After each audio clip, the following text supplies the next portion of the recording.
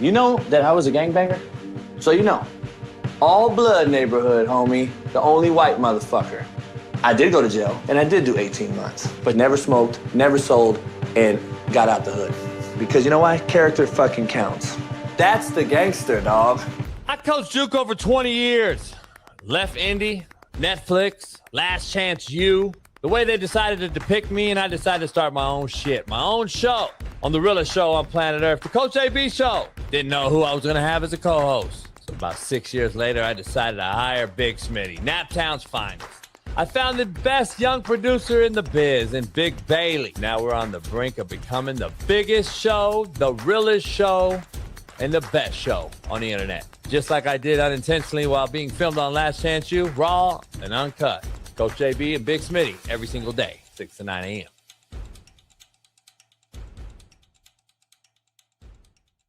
I'm kind of a fucking big deal, bro. What up, what up, what up? Sports Encyclopedia.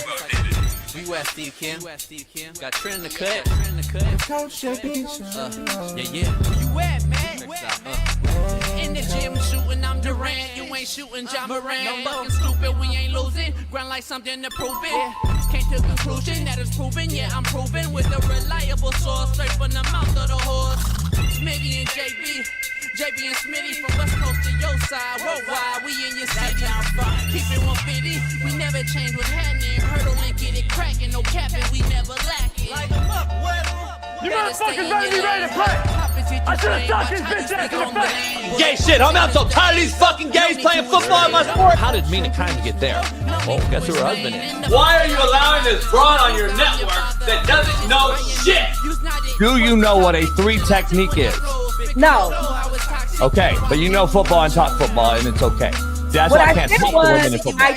You fucking slap dicks. Issues get pressed so past it, don't get sacked like bags and baggage. Smitty and Jason Brown killed it, yeah, it's a rap. We what the game's been missing, we switched it and filled the gap. Smitty and Jason Brown, we killed it, yeah, it's a rap. We what the game's been missing, we switched it and filled the gap. To put the fear of God in these motherfuckers!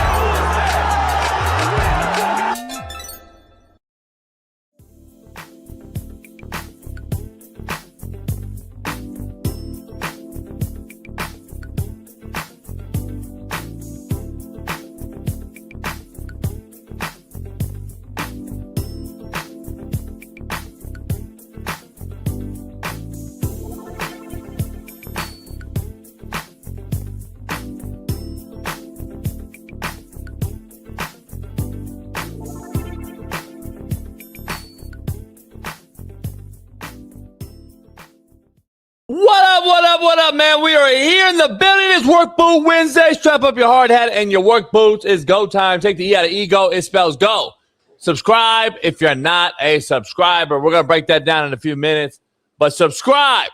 We found out a lot of you that just sit here and watch this every single day with your feet kicked up and your coffee in your hand. You haven't even subscribed yet because this is your daily go-to show. We appreciate it, but subscribe, hit the like, and become an actual subscriber. Damn, it ain't that hard. But what do I know? The Knicks fans are cowards. Let me explain. These particular Knicks fans aren't true New Yorkers or even true Knicks fans. They are social media fanboys and girls who showed up outside because Trump and all the celebrities were there. These kids don't even know what the 1999 NBA Finals were when these two exact same teams played. These are fair-weathered cowards who know they would have be on social media or on TV doing cowardly shit. Can you imagine this happening in San Antonio? This only happens in New York. And especially after electing the mayor they elected and the ongoing drama in that town.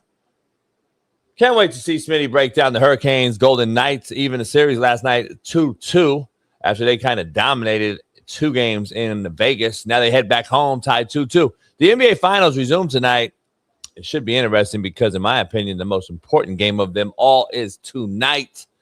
And lastly, but not least, Carmelo Anthony was convicted yesterday after a short deliberation and was found guilty of murder. Listen, I don't know much, but what I do know is that everything I see so far has been racially motivated or talk about race.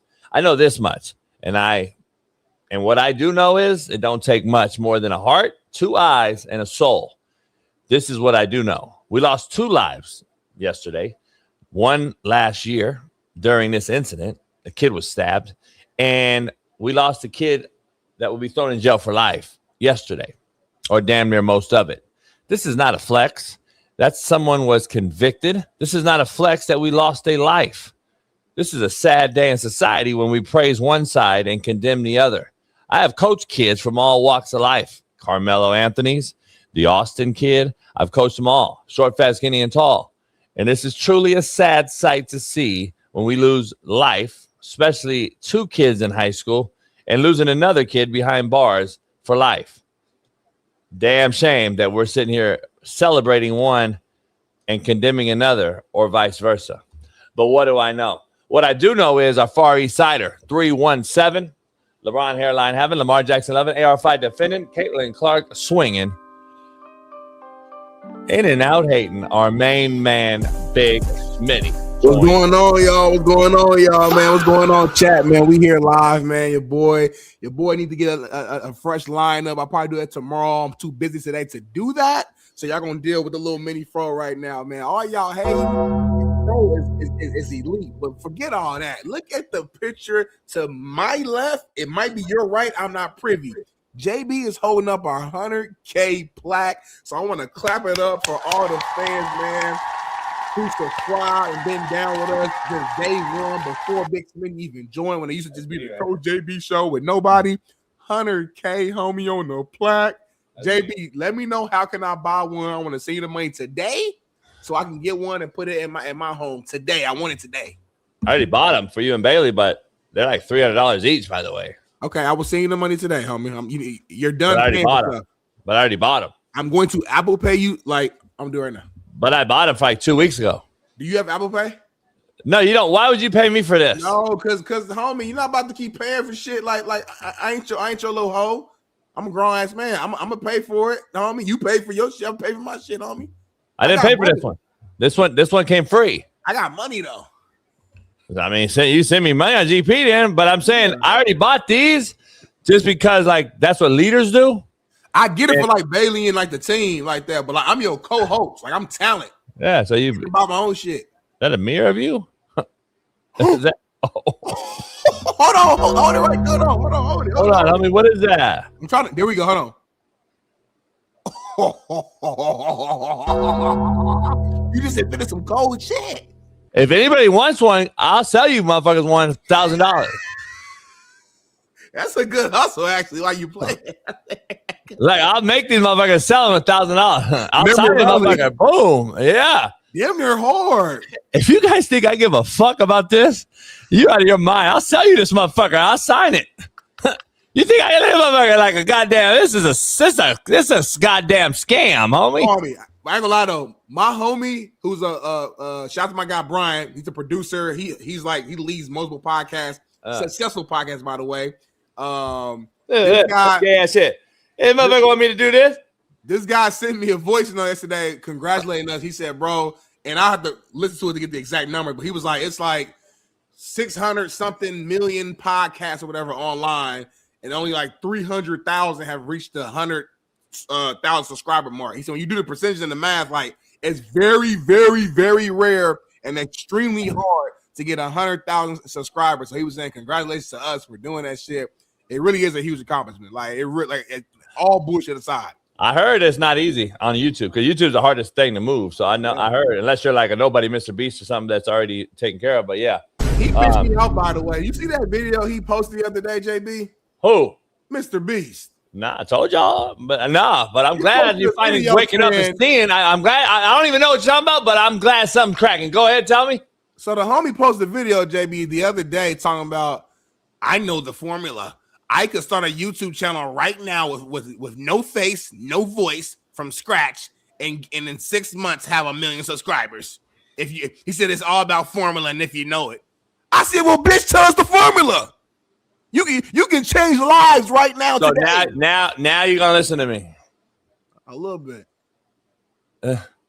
Homie, there ain't no goddamn formula. He has the fucking main act. He just calls a cat. He's a fucking plant, homie. He's a fucking nobody that they gave the shit to. Stop.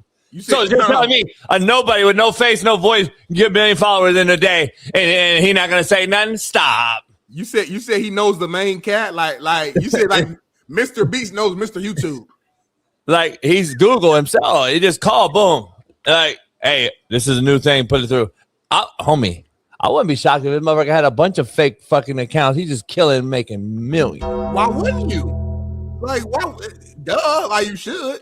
I told y'all they kick it together. Same shit. Homie, remember old girl, white girl, Bobby Tall or whatever. Bobby Tall. Her first fucking sit downs with Drake.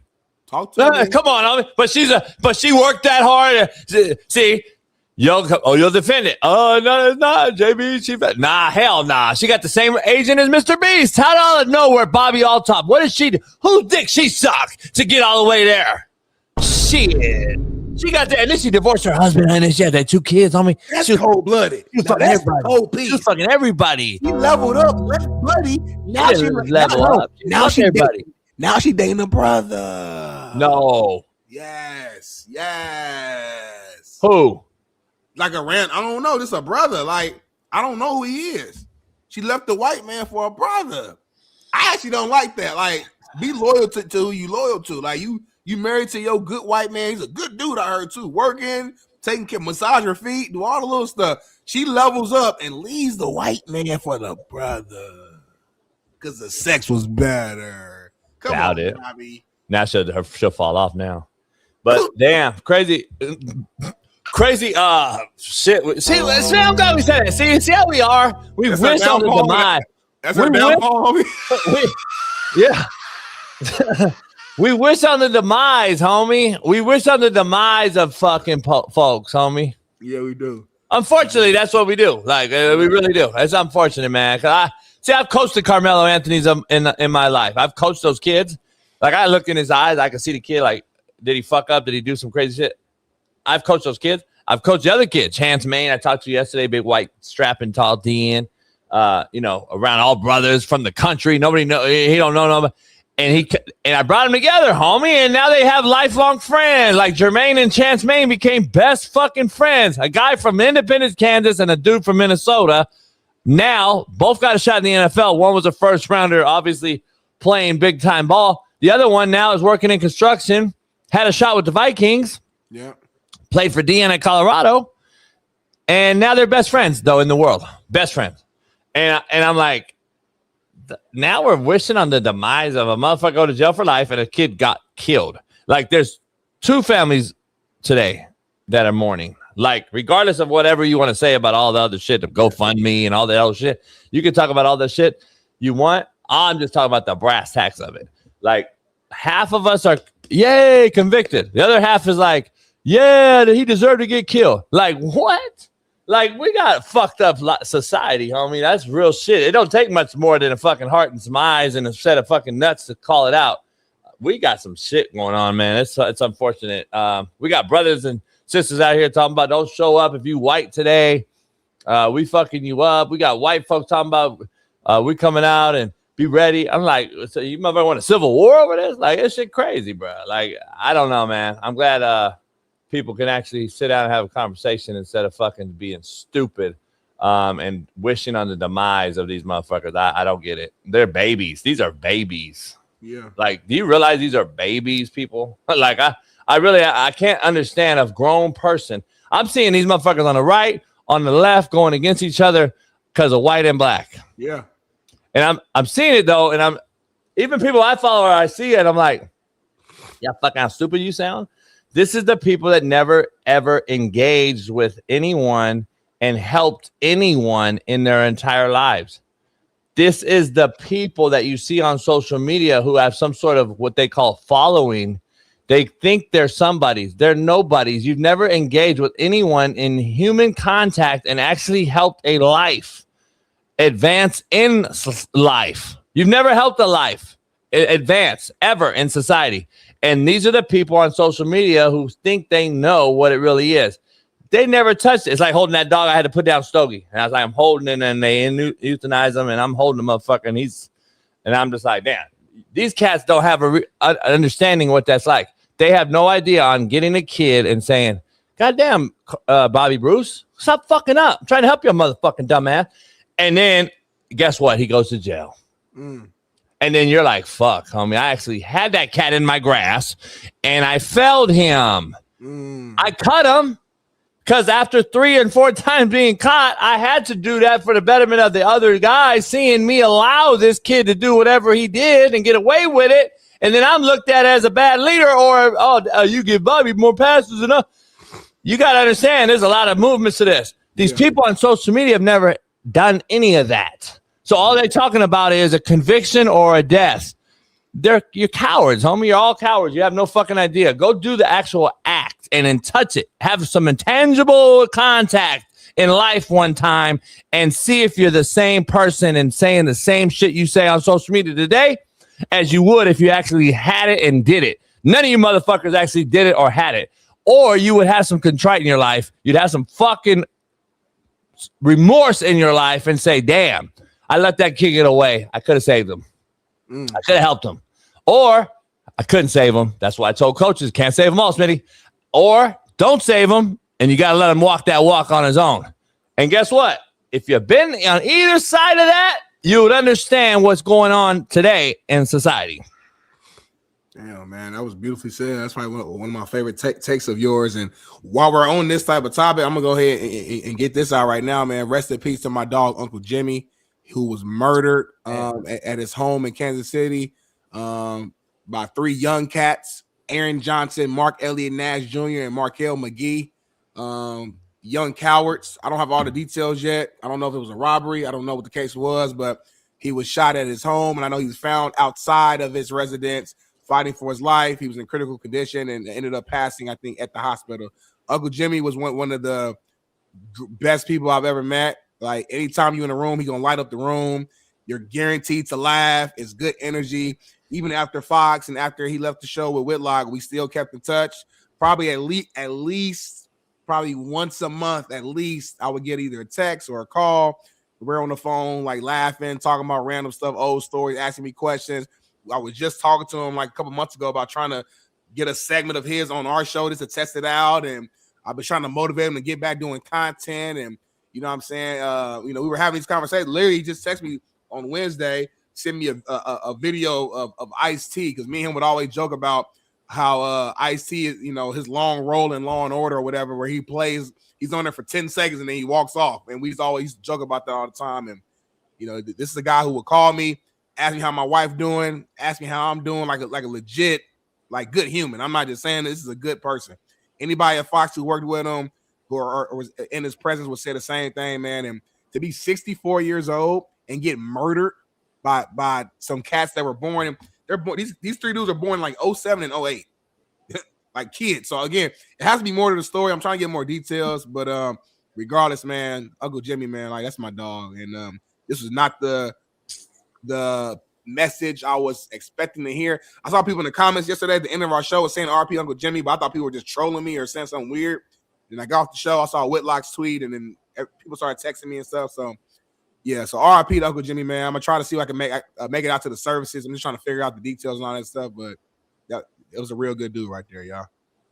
Yeah, damn. I saw Marcellus and everybody posting with them as well. So yeah. So wait, make sure I know who this was. So is this the one that did the Clipper shit? No, that's Clipper Daryl. No, that's Clipper Daryl. So Uncle Jimmy was the guy that would end speak for yourself every day, like with the comedic little thing. He would dress up, funny stuff like that. Yep. So was back home in Kansas City at the time. He was working like at a car dealership, working in sales, just everyday life. And when I talked to him, he sounded like he was cool. I think he's trying to figure out some other steps that could go next, but he was cool though. He was still high spirits and everything. So it just it's just crazy though. Like 64 years old, like certain people, like he shouldn't have died this way, is what I'm saying. You're 64, like you're getting murdered at 64 by some young punks, 19, 20, whatever. For what?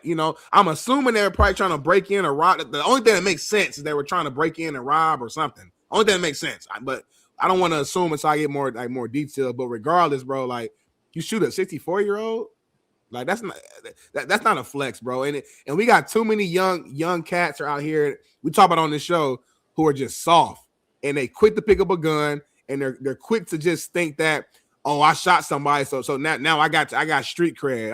I'm hard. I'm gangster. That's not gangster, homie. Anybody can pick up a gun.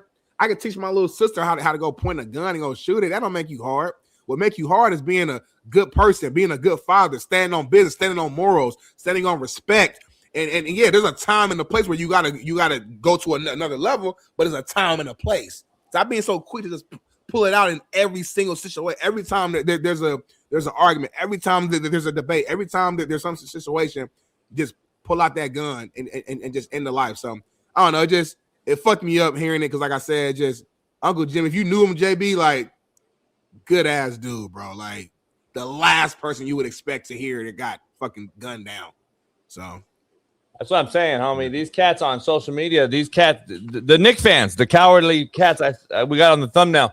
This ain't the normal Knicks fan. Mm-hmm. This is a bunch of young punk-ass kids. If you look at the kids who are beating up kids in the street or guys in the street because they wore a Spurs jersey, they're fucking young, bitch-made, punk-ass kids. And if you look at what's happening every single day in society, it's bitch-made, young-ass, dumb, fucking cowardly kids. Because they either got no parental guidance, they got no fucking coaches, like I did a video earlier today on social media about the Rams tackle yesterday. They got nobody telling them what to do or how to do it in a constructive manner. Or B, nobody gives a shit about them, Smitty, which I believe is number one because they know this. And when they realize nobody cares or shows them actual tough love, guess what they do? They go the opposite way and they do what the fuck they do right now. And the problem is, Smitty, they have all this outlet, social media, YouTube. They can be fucking this content bullshit. They can do streaming. They never had to actually work a day in their fucking life. That's why I've been telling everybody on this fucking show for how long. They have never got these motherfuckers dirty, their nails dirty, their hands dirty. They only know the easy way out. First of all, gimme. Number one, they don't know how to be told no. So when they are told no, they pull it out and then they fucking shoot you because they're cowardly fucked because they were on this all day, social media talking shit without a face, and they never had to see a face in person. Number two, and they on drugs. And And when you tell them finally, hey, dog, no, then they lose their shit. What? No. Right. And then they go out and do what they did in New York with the Knicks after after they lose a game. Or they go do, by the way, those fans boys were going to do that shit after win or loss the other night, Smitty. Come on now. So we already know what it would have been. So this is the same thing with Uncle Jimmy. Same shit that we're seeing at Carmelo Anthony and this other white. All this shit, homie. It's no more fucking man up, disagreement, create a conversation, scrap if you have to, but come back and talk like this. Like now it's just cut and dry. It's straight down the middle. You're that way or this way, and now I'm going to kill you. Like it's just crazy, bro. We've created something special here, and I mean special in a bad fucking way, not in a good way. It's unfortunate as shit. We're seeing a bunch of cowardly fucks, but it is what it is, man. It's unfortunate, but sometimes you gotta start to show off that way. Bailey, show that graphic real quick. So, our new subscribes. Break this down, Smitty, because I don't think people realize we got some information last night. I got some information. Shout out to McPhee and the boys. I got some information that. Basically, I don't know, you can maybe break it down better, but basically says that we have impressive numbers and a lot of channels our size would kill for the numbers of engagement we're getting. Yep. But then we should have way more subscription, like new subscribers, I guess. Yeah, like based upon like the hours watched, the amount of actual engagement, comments, likes, the amount of live viewers we get per day, which is typically around 3,000, even 3,500 some days. Like based upon all those numbers, you would think our subscribers would be like 500,000 subscribers, because like even channels with those amount of subscribers aren't getting that engagement at all. So basically, in a nutshell, what we're told to do, man, is make sure that we pushing this out, man, and that we're reminding you guys who are not subscribed to hit that subscribe button, because to subscribe is nothing. It's not ain't no money, ain't no fee, just subscribe. So we need everybody who's watching. We get more people watching than actually the subscribers, the subscription amount says. So if you're not subscribed right now, just hit subscribe. Go ahead and do it right. It take literally 3 seconds. Hit subscribe, come right back. You ain't gotta leave on. I think Josh, I think we're talking two things. One's a membership, one's just a subscription. Right. So we got a high number of people that watch this show every day that haven't yet even subscribed. Yeah. They're not subscribed. Like there's so here's the thing. Our retention rate, and I got these numbers from somebody that's inside of YouTube. Our retention rate means people that return to watch us every day are higher than 99% of YouTube channels. That means we have 48% returning normal everyday fan base. Yeah. So shout out to you guys, man, for making this your daily show, go-to show, because we have a high retaining every day. You come into this show and watch it. A lot of you are so used to just turning it on and I'm watching JB and Smitty that you haven't even subscribed yet. Maybe not even to your fault. You don't even know. Right. So so if you subscribe at this point, we're just trying to get subscribers to get this thing up and make this algorithm move to the next level. And then we'll get the gold one of these plaques or whatever it is. I want the gold, boy. I ain't gonna lie to you. Yeah, I got the black and gold jet ski now. Thinking about making a boat black and gold. Get a new boat black and gold and get the black truck. I agree with that. Black and gold is my high school color. So that's my slapdick original. That was my slapdick brand original. Black and gold. Yeah. Cause my junior year, we rented out like a Megatron, like a big old screen or whatever. And at the time, in 2010, that was a big fucking deal. You had a big ass screen. So we used to come out, had a little highlight video play and shit, and then black and yellow, black and yellow, black and yellow, black and yellow. That would play, and we'd come out, the fans sold out, crowd would go crazy. So black and gold, I got a strong connection to that. That's all I'm saying. Break this down. Was going to subscribe the other day when JB wasn't on. Damn. But Shepard, Kelvin Shepard. So I appreciate the honesty and transparency. I don't really know what to say. This is his show at the end of the day. And I respect that you support me and probably the others, I'm assuming.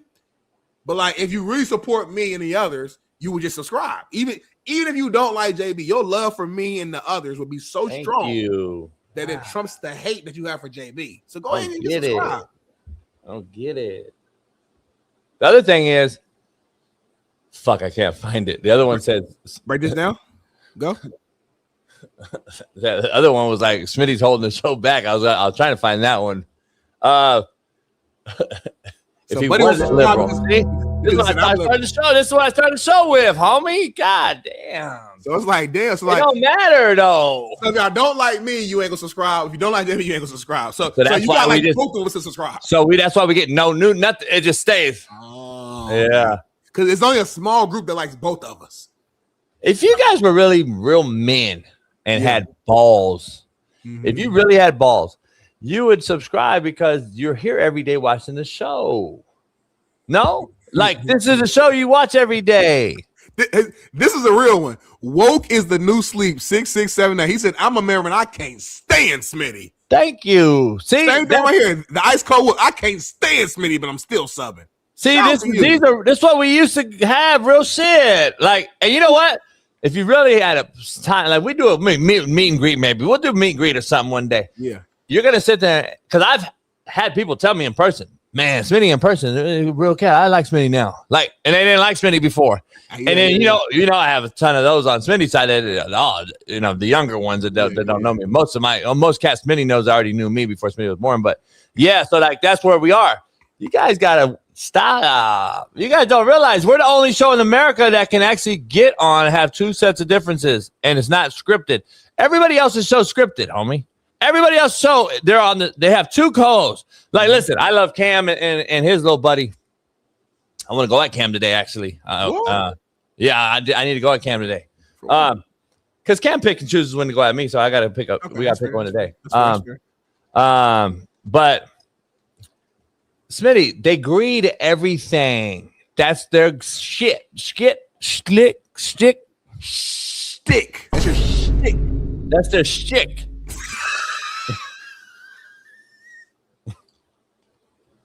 That's their shtick. It's SCHTICK. Yeah. Well, anyway, that's normal shit. Everybody agrees on their shows, homie. Like, nah, we disagree, and in everything, like all life, parts of life, and we have it on this show. But none of you motherfuckers actually can even appreciate that. No one else is doing that on no show, homie. Yeah, imagine 3 hours of our show of JB and I just agreeing the entire over there show. like this. It wouldn't even be nothing. Like we couldn't even do 3 hours. And I'm like this. Fucking gay. You know, one day let's come in and like just test it out and like let's agree for 1 hour and just see how the chat react. Yeah, like I don't think we can though. Right. Because we don't script it. I know, but I'm saying like that's down there like this because I don't think they understand. It don't make sense for us, for our show to agree like that. Other shows maybe, not for our show. Maybe other shows, but we don't do that. That's the crazy part about it. I don't Keith get Smith said, what do I get if I subscribe? Homie, what do you mean you get, homie? Do you support the show? You don't. What do I get? A honey bun and a bag of hot Cheetos. And I got love for you, Keith, but you can't be saying that. That's your crazy people, though. See, that's my cousin. What was that movie, man? What was that fucking movie? Family say stupid shit sometimes.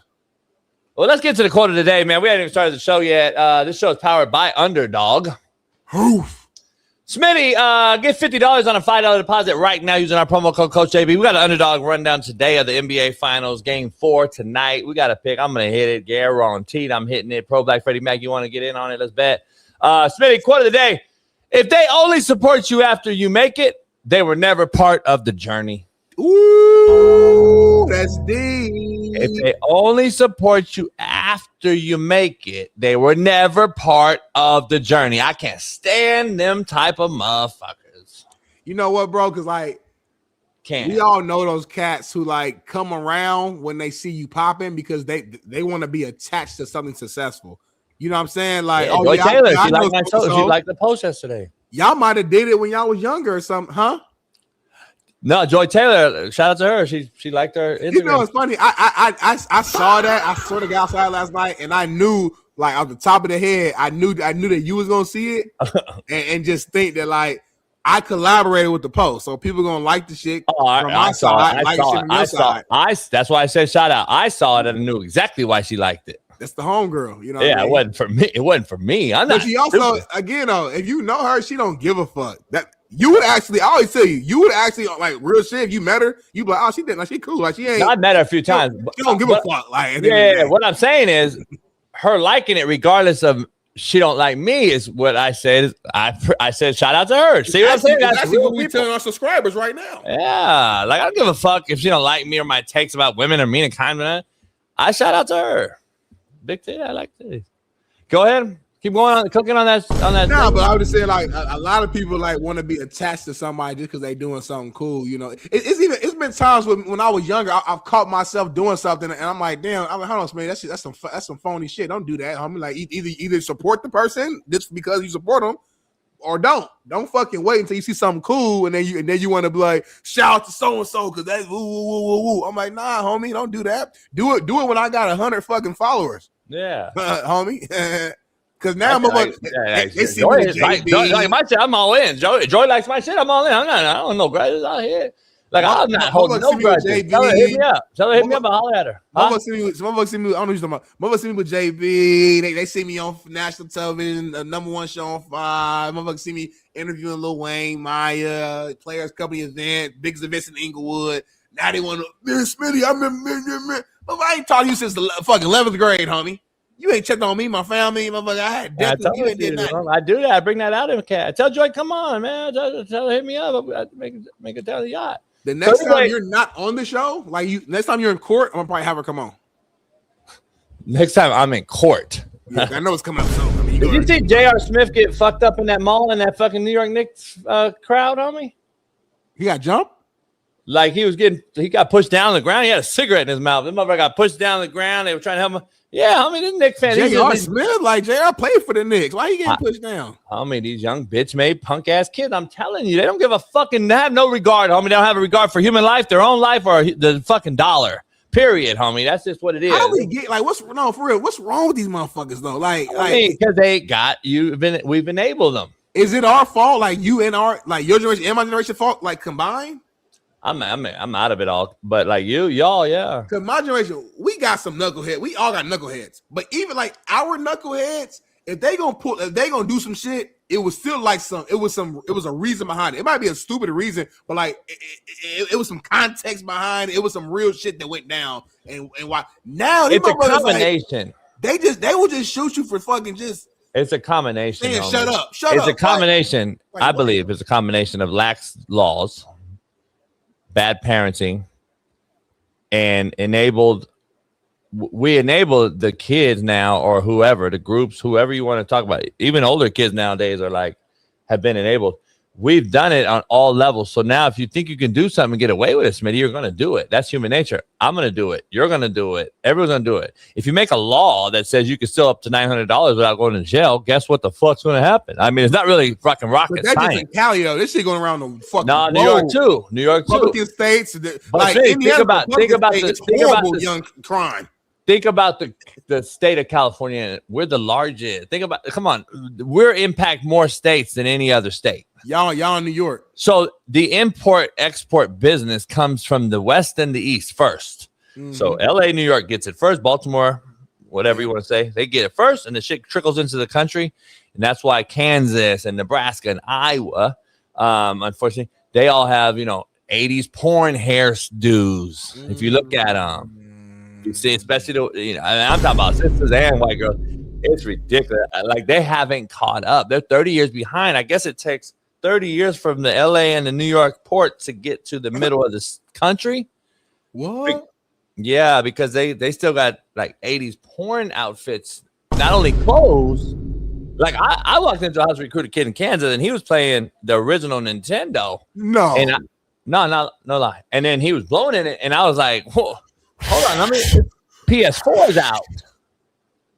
PS4 is out. And this motherfucker kid was. But then but here's the cold part, homie, which I respected. The dad said, "Get out there, boy, and go mow the grass." He ran out and got on a tractor, like a real fucking tractor, homie, and fucking had a farm to mow. What? So yeah, so they're behind. Homie. So like, if I went to a house in Kansas or Iowa right now, they're probably watching like a DVD player, probably still VHS. They have the VHS still? They had VHS. They had 8-track in their trucks.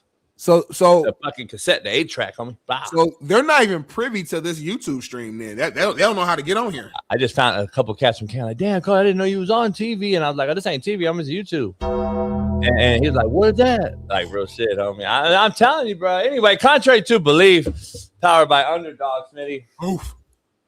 Nobody is coming to save you. Contrary to belief. Right. It was straightforward. It was simple. God damn. Homie, the chat thought you was going to say more. Yeah. Nobody's coming to save you, contrary to belief. So get the fuck over it, homie. Figure your shit out, homie. Because the motherfucker ain't nobody coming to save your sorry ass. I was just talking about that. If I lose my shit, I'm done, homie. I lose my shit, I'm done. Oh. I don't got shit out. I got no retirement. I got no 401k. I got nothing. I got nothing. I got to stop paying spending. All that shit, homie. I'm telling you. You guys don't get it, homie. Nobody's coming to save me. I was sitting here thinking, like, damn, me, Ash, and Callie just sitting here. If something happened, ain't nobody coming to save me, homie. My pop passed away. I don't know my brother, my daughter. I don't even fuck with her. Like, my mom, she get about to be pillowed. Who's saving me? Who's coming to save me, homie? Real shit. Who's coming to save me? Think about it. You got to that fly from Naptown save you. You got a wife. Me, I'm done. I'm going to be right here, homie. Now, we got to save you because, like you just said a few seconds ago, if something happened to you, you can't pay me, and that's a problem. So, like, because of that, I got to protect you at all costs. At all costs. The other problem is I don't really. That's a part. I get your frustration with me sometimes because a lot of girls tell me the same shit. Mm-hmm. They're like, "You won't let me in. You won't let me be." Yeah, I don't really want. I don't want to bust that nut and move on. I don't want you around. You don't want them around? Nah, and I'm that way with men, like, too. Like, my homies, like, sometimes, like, it's cool to kick it on the yacht or whatever, but then after that, I got to go solo. I got to be solo again. I got to smoke my sticks. I don't really want to be around you much longer than the day we spent already kicking it. But I broke that down, and I don't want to get deep into it. But you guys know, like, I'm a doctor. They call me Dr. Smith. I'm a doctor in a different way, though. I'm a doctor in psychology, and like we've broken down the trauma you face in a large part of your early keep years. saying that, but and like that I didn't. It makes perfect sense. Like the reason why you want to be alone is because you have trust issues, because you've been stabbed in your back multiple times, and when you turned around, you wasn't surprised you stabbed in the back. You were surprised to see who had the knife in their hand. It was friends, it was family, it was people that you really loved and trust, and it happened year over year after year after year after year, to where now you're numb to it. Like you have this shield, you have this ice box where your heart used to be, and now you can't love people the way that you used to love. You used to be a lover boy. Like I talk to your people when you was young, not now some soft weird shit on some like you wanted a relationship, you wanted the family dynamic, you wanted the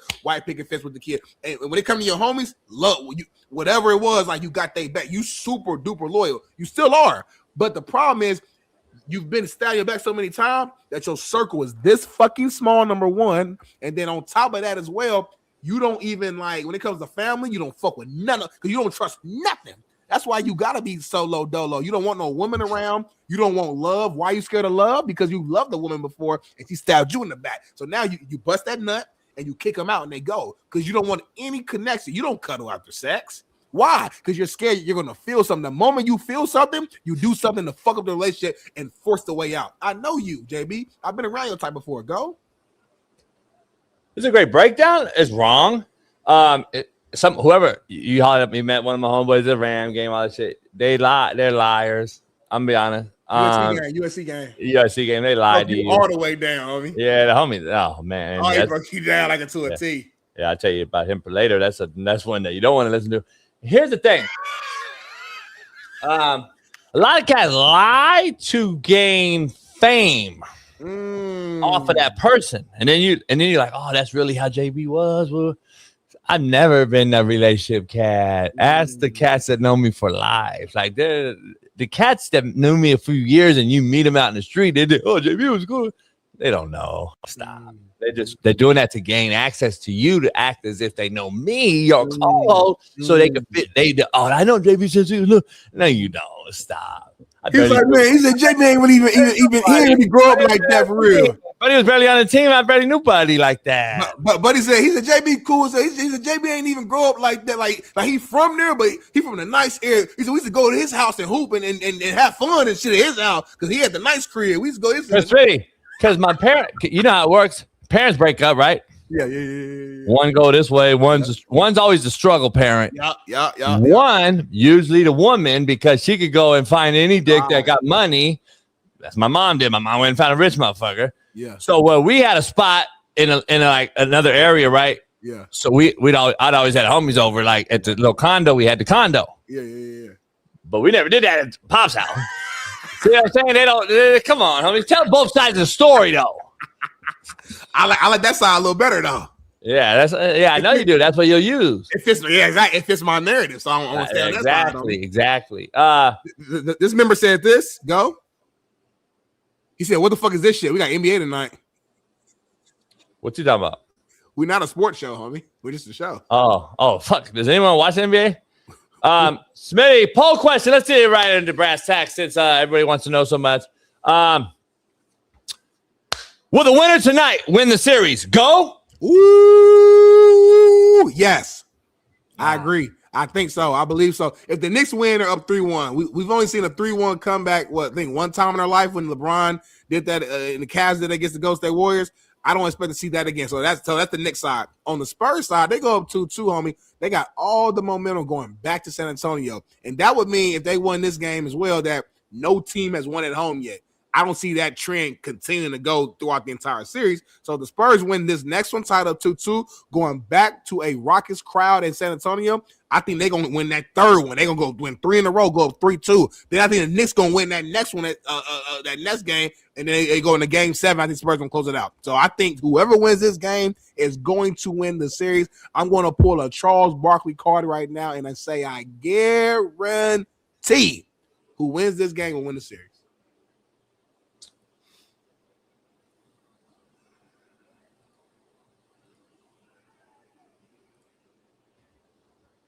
I'm going to bet on myself. No. Homie, what? Homie. Homie. No way, bro. This is not real, homie. Homie, what? Homie, hold on. I'm gonna bet on myself, homie. If a buddy could bet on himself, I'm betting on myself. Hold on, I gotta check his Instagram. There's no fucking way. Hold up. So I'm gonna bet on myself, homie.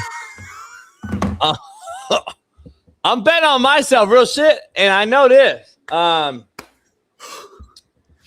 We saw the team go down 3-1-1. Yeah. So it ain't gonna be impossible going back to the river. There's a lot of factors that played though. Going back to the river, but this team's just too young. That Cleveland team was very, a little Kyrie, bit more LeBron, J.R. Smith, Iman Shumpert. Yeah. So I'm gonna go with the winner of this series. I just don't think it's necessary. I don't think it's necessarily the outcome. Like at the end of the day, this 2-2 going back or 3-1. 3-1, obviously the bettors are going to go Knicks to win it in 5 or 6. The San Antonio Spurs win it, then it makes my bet overall Knicks in 7 look real good. So I like the Knicks in 7 now. I hope Spurs win tonight. Because if the Knicks win tonight, I don't think it's going 7. Nah, yeah. If they go 3-1, yes. Yeah. So I don't know. We'll see what happens. But I think the Knicks are going to win tonight. There's no way you can lose 2 at home in front of that raucous crowd and that shit like that. You would think so. You would think that way. It's going to be interesting. I don't think Brunson plays as bad. Even though he scored points, he played bad overall. That's not a Brunson type of game. And we're going to do underdog later on. I think there's some people. Towns will play better. Last game either. Towns will play better. There's too many variables. Is OG Anunoby gonna drop? So it just depends. I think he'll have a lesser game tonight. Right. Josh Hart made 5-7 threes. Is he gonna do that again? I don't know. But see, when they win, the Knicks, Josh Hart don't score. Josh Hart does all the other shit. Right. So see, I don't need Josh Hart to score. I need Josh Hart to do all that. You still want him to make those open threes though. That's all he did the other night was make open threes. Yeah. You don't want him missing all those open threes. I don't know, man. It's gonna be the reason why it's hard to pick this because the Spurs are so like you can tell they're young. Because they play like this. Like, I don't know which I believe the best version of the Spurs and the best version of the Knicks. I believe the Spurs are better. I really do. I really believe that.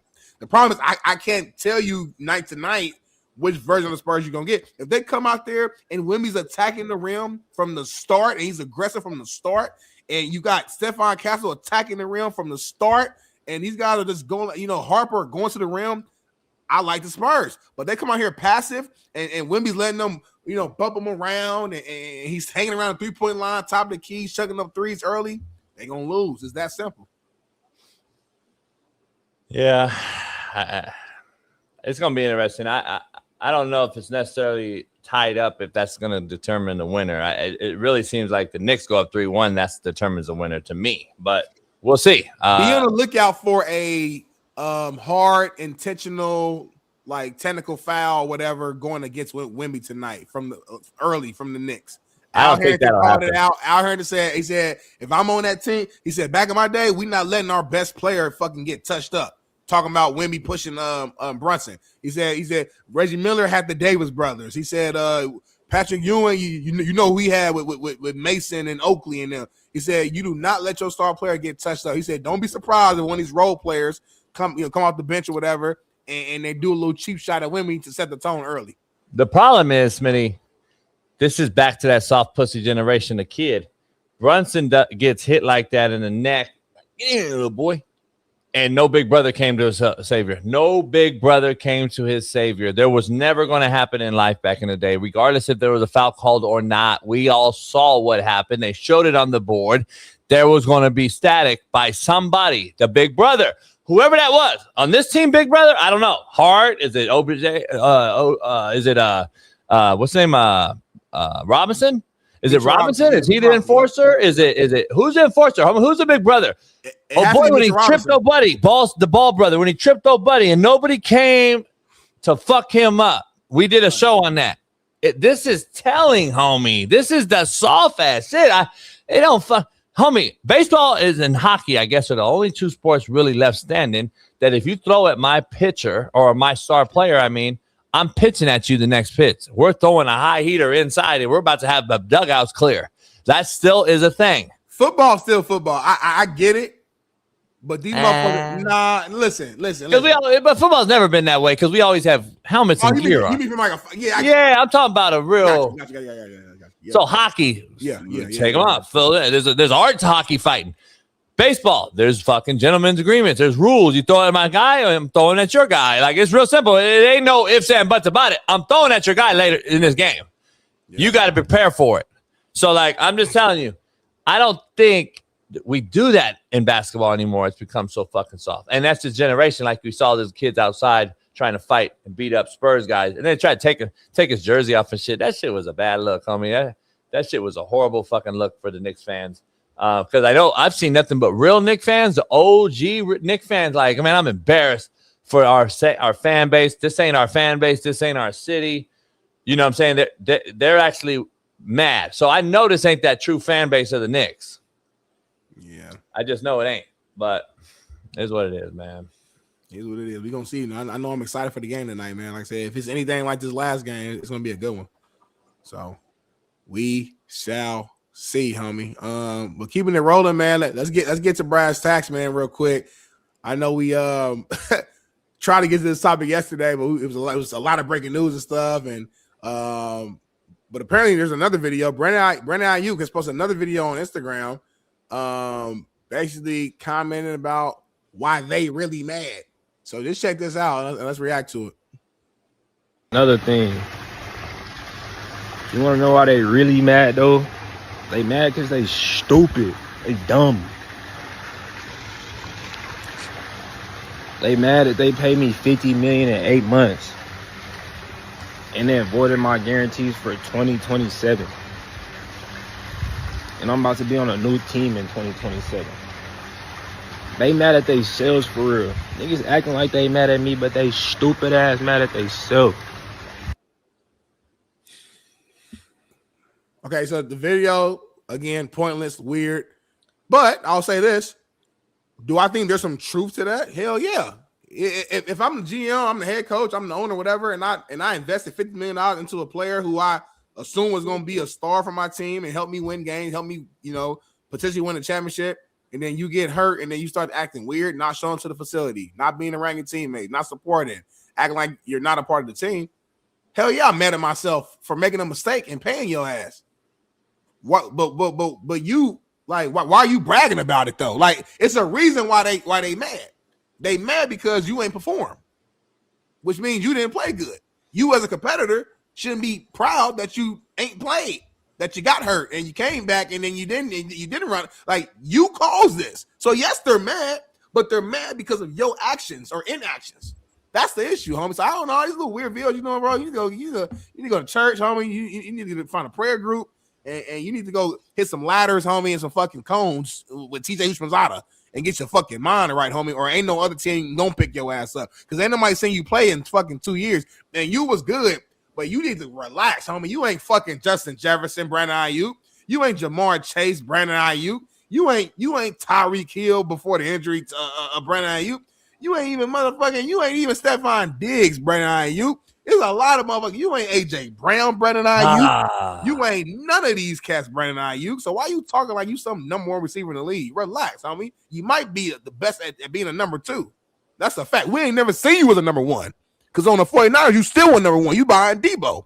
So all this little cocky talk, homie, you need to relax, homie. You ain't even like that for real. Go ahead, JB. You pissing me off. Speaking of Ayuk, speaking of Diggs, Bailey, I texted you something. Yeah, it's crazy, man. Bailey, Smitty, I'm gonna be honest. Here's the problem. That's why I disagree with. You might be right in that he fleeced the team, but you're really fleecing yourself now because you just made it public and said it to all the other organizations out there in the NFL that you will be with another team. What if those good old boy owners say, "Oh, really? No, you won't." What are you that fucking dumb? Are we that narrow-minded that you're talking on public record to 31 other organizations that can really not fuck with you and say, nah, you're not going to be on no other team. I don't know what the fuck you're talking about. And half that money was voided, Smitty, when he didn't show up. So he's really cooked at this point. It's someone needs to get a hold of him, like Smitty said, and get in his circle and say, dog, you're about to fuck off this other money. You're in your 20s.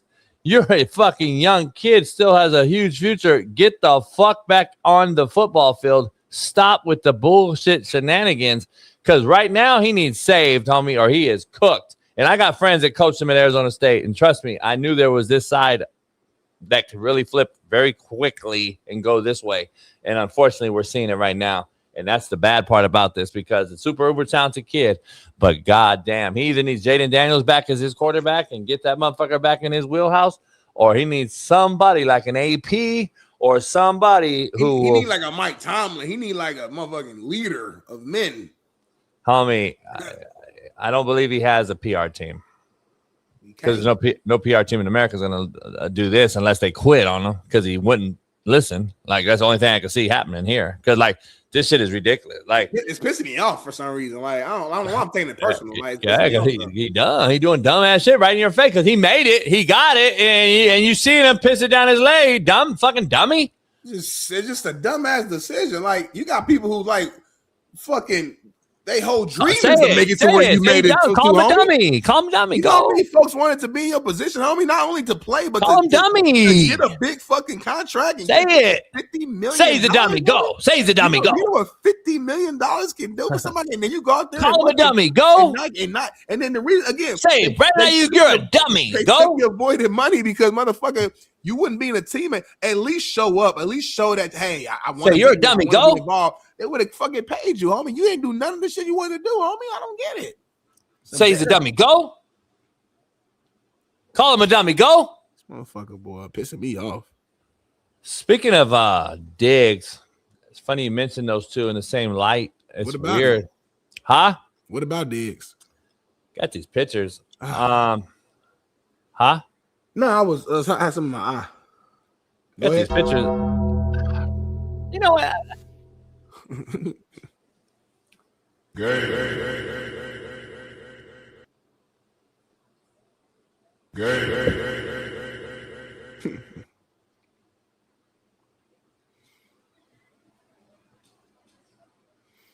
Bailey, do you have the young lady that I sent you?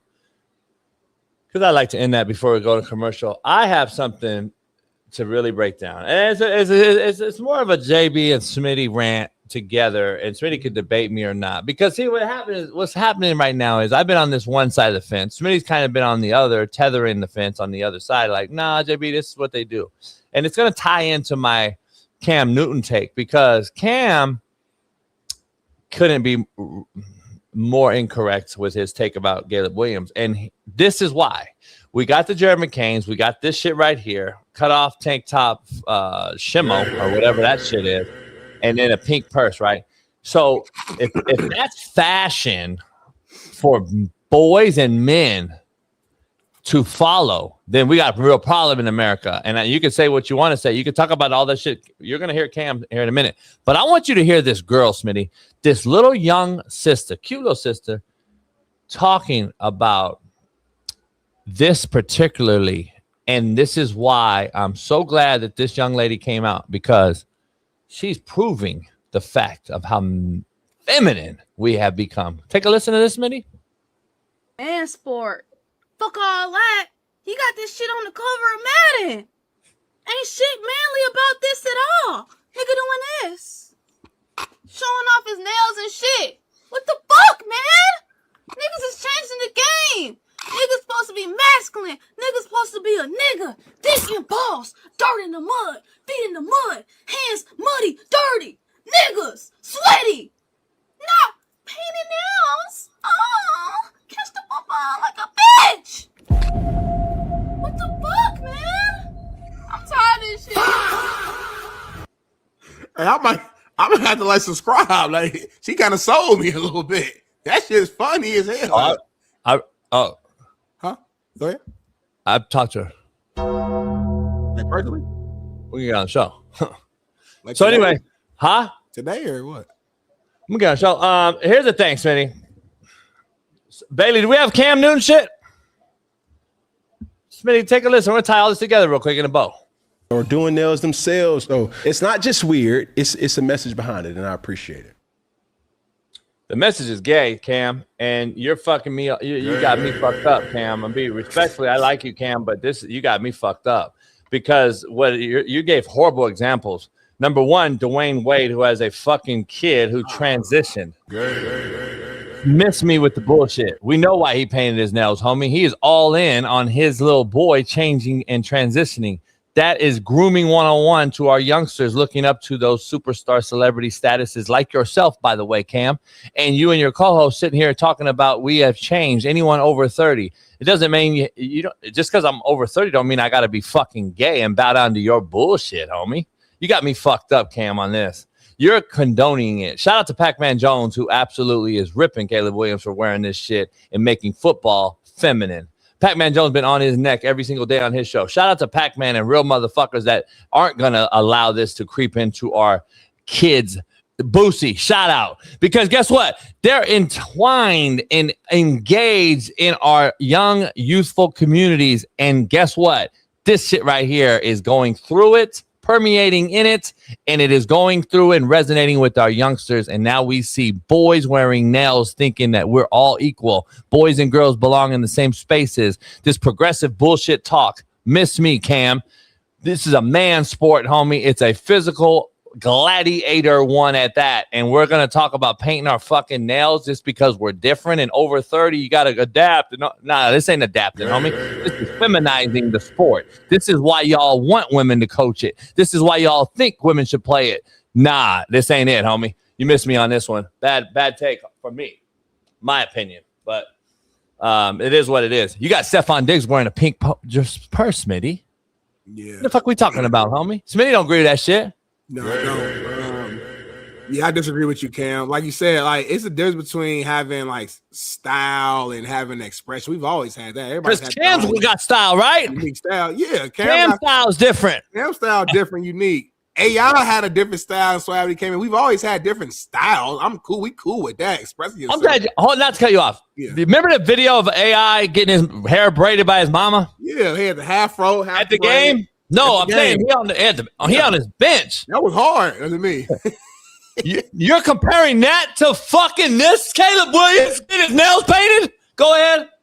Yeah, listen, man. I'm sorry, y'all. And for me, I'm talking about being a man. If you and I ain't got no kids yet, so JB always points out you ain't got no kids yet. I get it, but me imagining myself as a father, and if I have a little boy, I'm teaching him how to be a man, which is about being masculine, y'all. Like, why are we shooting down or making it seem like we wrong for men to be masculine? It's called grooming.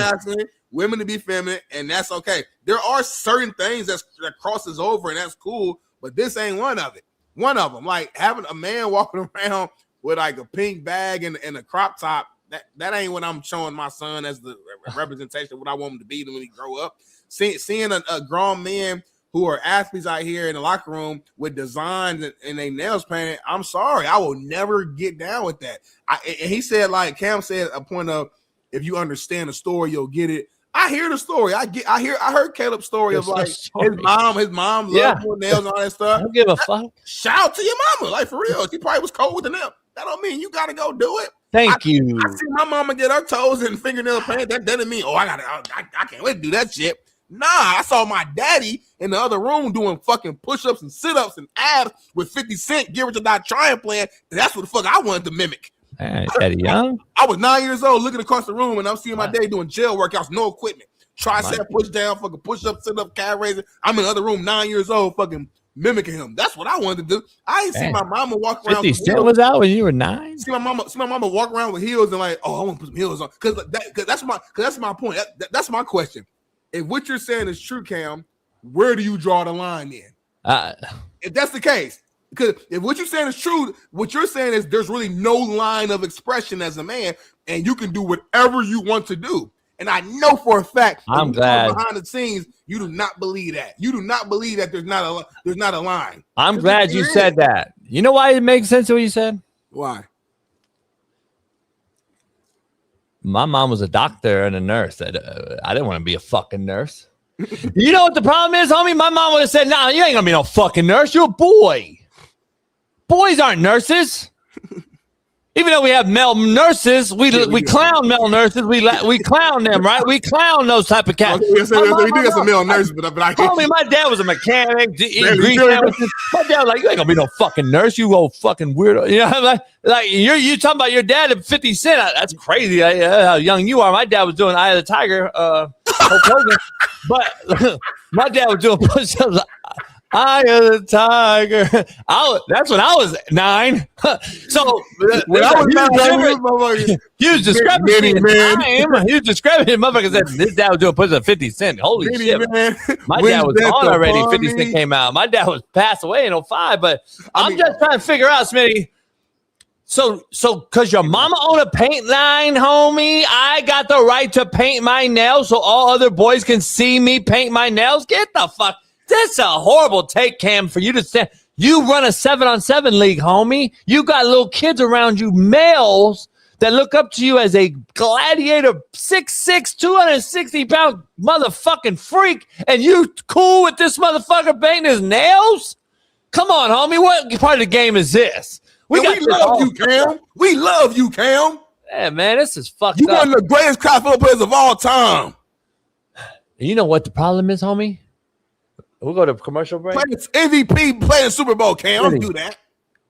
Explain this for the audio listeners. Who's this guy we're watching on the camera right here? What he has on? What is he wearing? Stephon Diggs. He got a beanie on. He got like kind of like a cropped, kind of long sleeve, gray shirt showing stomach, big pink purse with his arms crossed. And do you know the irony of this? What? What's he got going on in life? Anyone know? Cases and shit. But what kind of cases? Well, apparently a judge has ordered Stephon Diggs to explain how he knows his male sexual assault accuser in an ongoing legal battle. We'll be back with more Coach JB Show. Make sure you hit that like button, you subscribe, become a member today. Make sure you learn about one of our amazing brands that we just locked in on. You'll be seeing that here soon. If not now, you'll see a little later. Shout out to everybody in the chat, man, for showing love, man, showing respect. If you're not green, you're not seen. Shout out to our members like DFW Texan, Omar Blandon 9154, the Halftime Sports, Stark 020, and many, many more. We'll see you guys in about 3 or 4 minutes. I'm going to go take a piss, give me a swish, and we'll be back soon with more Coach JB Show and Big Smitty. What up, man? The real Coach JB here with Big Smitty for the Coach JB Show with Big Smitty. And guess what? This proud segment is powered by NordVPN. Listen, Smitty, we got hacked. What? We lost all our shit. We got hacked and we lost our stuff, man, some months ago, and we had to go get NordVPN, dog. And I'm glad they reached out, partnered with us, because now they protected us. Yes, and now we are full protected by NordVPN, Smitty. So you can go over there and use our plan, use their plan with our plan at nordvpn.com/JB Show. Well, let me dive in real quick because you ain't really breaking it down like what NordVPN got all to offer, man. So let me just tell you about some of the highlights that I like about it, man. So listen, one NordVPN account can be used up to 10 devices. So if you got a cell phone, a tablet, you got 2 laptops. If you like JB, you got multiple TVs around the house. You got a Mist fan. Whatever you got 10 devices, NordVPN is a place to go. Number 2, it's the fastest VPN in the world, JB. Ain't no buffering, ain't no lagging. While you trying to stream and watch the NBA Finals, ain't none of that happening. You can fly? You can fly, homie, whatever you need. If you on the yacht, homie, NordVPN is your best friend. And one of my favorite things is this. It protects your data while you're traveling. So if you own that yacht, if you own that plane, if I'm going to Houston to the strip club, wherever I'm going, it's going to protect my data. That's why I rock with NordVPN, JB, homie. And listen, to get the best discount off your NordVPN plan, go to nordvpn.com/JB Show. Our link, which will also give you 4 extra months on a 2-year plan. That's the link you want to use, homie. There's no risk with Nord's 30-day money-back guarantee. The link is going to be right here in the podcast episode description box. Bailey added it in there. You better not forget. Go ahead and click on that, man. NordVPN.com/JB Show. And listen, man, this is the best VPN that we like to recommend to our fans, homie. Yes, sir. So make sure you go to NordVPN.com/JB Show and get 4 months on a 2-year plan. For Big Smitty and I, for the Coach JB Show with Big Smitty, NordVPN, go get it now. Peace.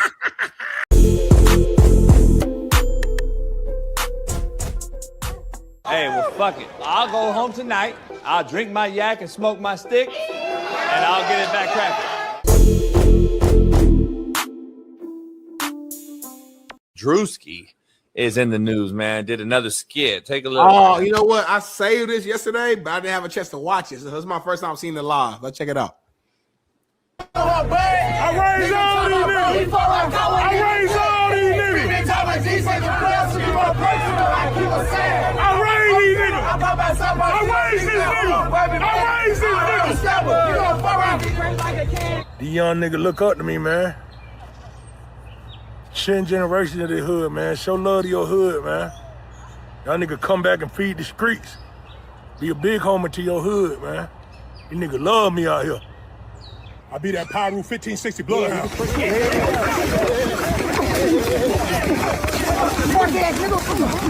I'm finna start this streaming shit. Yeah, I'm finna start getting on live more.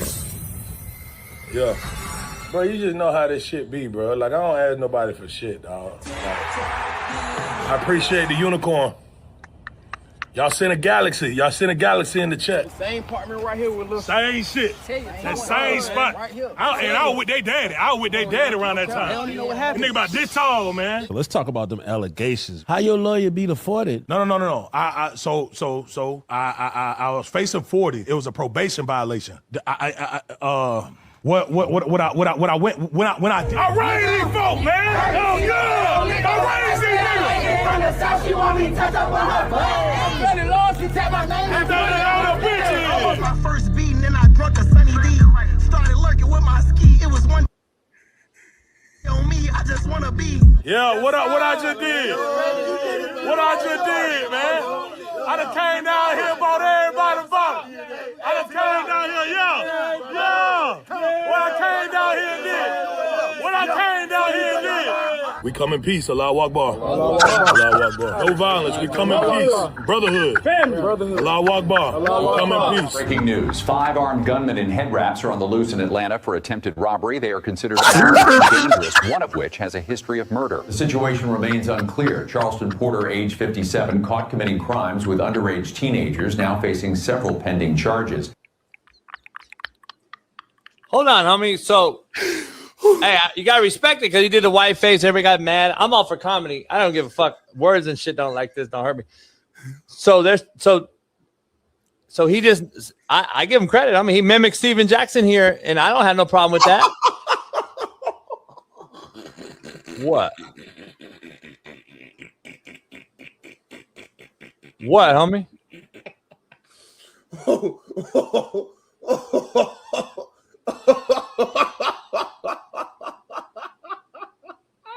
Wait, Smitty.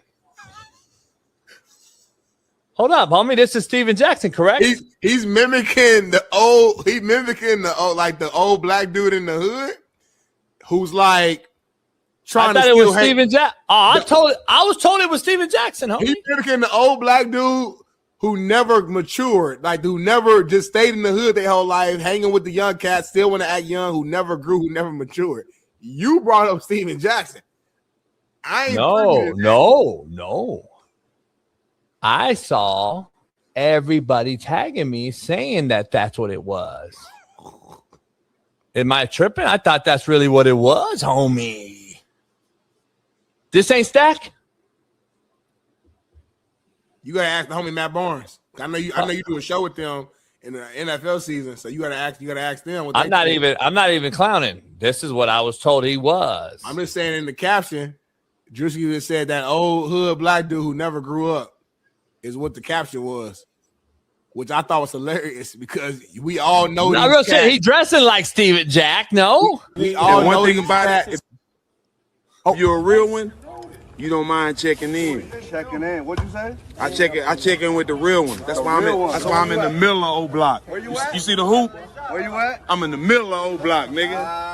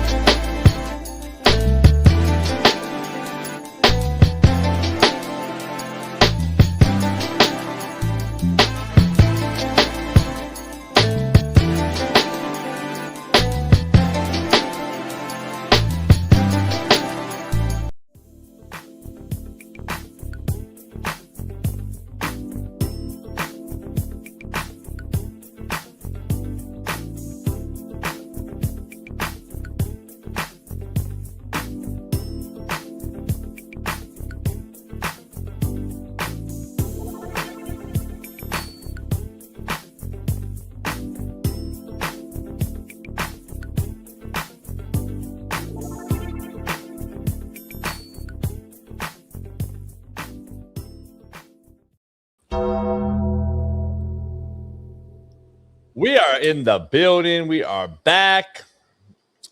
I'm White. Smitty is back.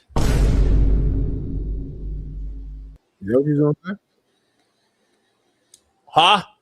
Nothing. Just making sure we're on the same page, man. We are back, man. Hit that, Paris. That was actually button. perfect. That was actually like fucking perfect. You cut that, Paris. I planned it that way.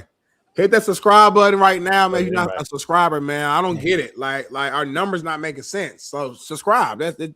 All right. 3, 2, 1. Subscribe. It's just subscribe. You're not even becoming a member yet. We'll ask you for that next, and then Venmo after that, and then PayPal. But I'm talking about right now. Just subscribe. In 15 minutes, I might tell Bay to go members only for a little while. I ain't gonna lie to you, homie, because the members like I fuck with the members. I just want subscribers. See, I want members. You want subscribers? Because we gotta get subscribers to get members. If you fuck with Smitty, you can't just skip over that part. If you fuck with JB, subscribe. If you don't fuck with Smitty, subscribe. If I gotta play with your mind that way. If you don't fuck with me, go to the number on the show. I like doing members only chat because I think it's a huge perk to our members, and it makes the people non-member like, fuck, I got a member up to even talk to these motherfuckers. That's why I like it. Because they can still watch it. They just can't comment unless they member though. That's why I like it personally. But you and Bay subscribers only? You and Bay don't like it for some reason. I like it. Is there a subscribers only? Oh, it is. No way. Yeah, he said it is. Be careful though. I know. One time we pressed the button one time and it did some weird shit, and we so just be careful. That's why I don't fuck with a lot of movement. A lot of movement, homie. You keep it simple, homie. I don't move a lot. See. Yeah, if you do the subscriber thing, it fucks with the members thing. Doesn't the subscriber? The members thing, everything is brass tacks. Everything cool. Everything status quo. It's just that only members can comment in there, which I like, and the members like. The members be like, please, member, please, members only, because it be the weird fucks who be trying to comment on here. Anyway, before Black Ice joins us. Oh, he joined today? I'll tell you Wednesday. He is joining today. I think.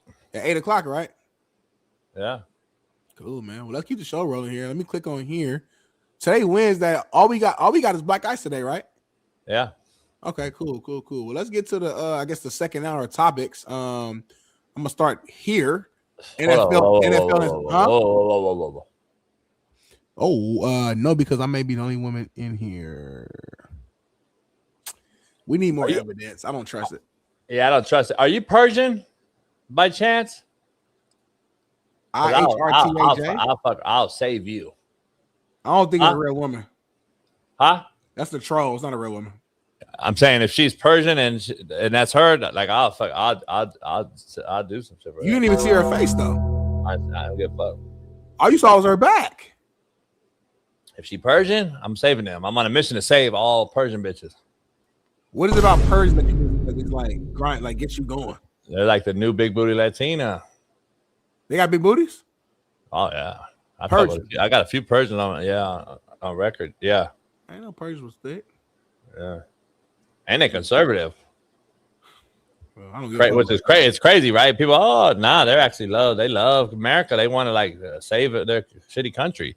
So shout out to them. Let's keep going in. You said what about as a real man and you in the club, homie, and you see some shorty, hey, how you doing? My name is JB. Nice to meet you. Okay, what's your favorite color? Okay, cool. I rock with that. Cool. What's your favorite food? Keep going. Yeah, keep going. Favorite food. I like that, man. So we like to do for fun. Okay, you like to hike? Okay, I don't do the hiking, but I do like to keep going. Cook, get on my grill, fix steak, stuff like that, man. So you from LA or you move out here? Yeah. Are you from LA? Okay. Yeah. Cool, man. I like that, man. That's cool, man. I saw you come across the room. I thought you was beautiful. I just want to be able to come talk to you and kind of get to know you, and would love to get your number. Oh yeah. One more thing. I have one more question. Are you conservative? Thank you. So, and that for me. Oh, but they are. Here's the crazy part about it. I'm glad you did that. Broke that down like that. So that was Smitty in your age, correct? Yeah, spitting. That was you spitting. Can I do me at my age? Yeah. Hey, how you doing? I saw you from over there. Beautiful eyes. I saw right through them. Got to be conservative.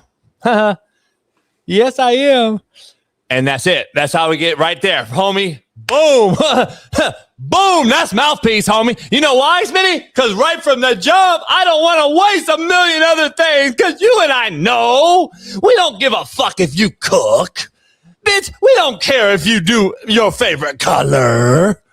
We just want to see the draws. Stop playing with me. Stop talking about your favorite color, Smitty, and all that shit. You, JB, you smit a bunch of fucking great things for your age. But goddamn, Smitty, you know and I know we don't give a fuck. We don't want some head in the back or some bend over real quick. We don't want to worry about your favorite color, girl. I don't give a fuck what sign you is. But you also don't care if she's conservative or not. I give a fuck about your sign. It's number one. Are you conservative? Yes. You got kids? No. Let's go. Fuck all that. That's the first two questions I got, homie. Time out. So you saying you're not gonna smash a bad Democrat?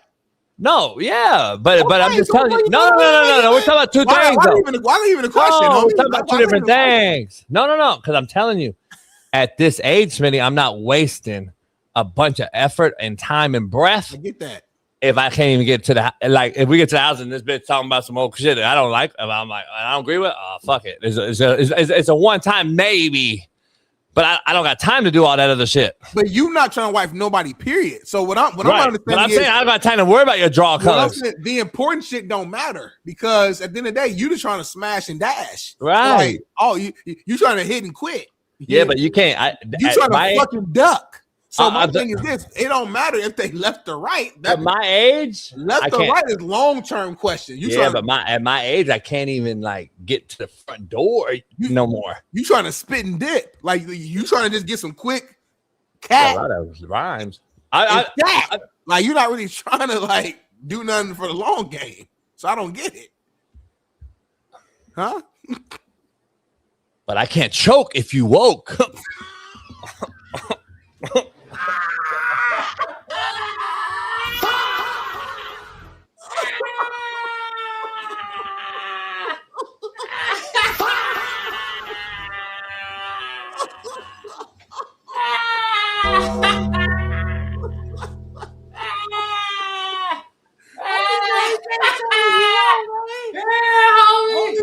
I can't like if you right. Yeah, homie. Yeah. That whole thing, right. You know what I'm saying? I'm just saying I can do it too, homie. Because they may want to be choked. Like they want you to choke. Like, you know what I'm saying? I saw a bitch the other day, tattoo. She said, right here, choke me. No. Tattoo. On the neck? Because that's why. She'll never work in corporate America. Oh, I don't want. I just want to choke shit out, bitch. I like, damn, bitch, I choke. Do you trick? Huh? Do you trick on women? Do I trick? Yeah. Define it. It ain't tricking if you got do you spend money on these women like to like? You said it. You gotta say that now. Next. Paris said all rich men do, and you are rich. So I'm not rich at all. And number one, ain't no tricking in my blood, Paris. That's what people got fucked up. Number one. Number two, I never paid for pussy. Taco Bell, maybe Paris a little bit for some head, but that ain't, to me, that's just normal shit. Tricking to me is actually like, there's two philosophies in this, Paris. One philosophy, like my daddy told me, we pay him to leave. Right. So that's a hell of a bar, by the way. Like you can saw all the shit you want, but he was right, dead on, balls accurate when he told me that when I was 11, drinking my first beer. He said, "Hey," and while he was teaching me how to drive stick shift, drinking a tall can at 11. Great American father that he was, and I was like, "Hey, what, Dad?" He said, "We paid him to leave, son. So when you see that fine little girl leaving the house late at night, don't say nothing to your mom." I said, what happened? And so your dad told you. Anyway, we're getting off track, homie, huh? Your daddy, just for clear, just to kind of summation. I'm saying we got off track, but I'm just saying. Told you he was cheating on your mom until you not say nothing. I didn't know. I didn't know what he said. I didn't know. No, I don't think it's cheating. He was just telling me the game, homie. That's all. He was doing it like a teaching moment. Oh, okay. You know what I'm saying? Yeah, I got you. Like he bring the bitch over, hey, get her out, and then break it down to me, like, you know, that's what we do. We pay him to leave. Hey, so yeah. if you ever see a blonde hair or you see a bitch on the roof, don't trip. Because I used to hear shit on the roof. Yeah. And I was like, what the fuck is that on the roof? And then I said, and I saw a bitch. And my mom came with a fucking knife. But anyway, that's a long story. I was 11. Damn, I wouldn't even thought of. A lot of teachable moments, man, back in the household. But shout out to Pops, man.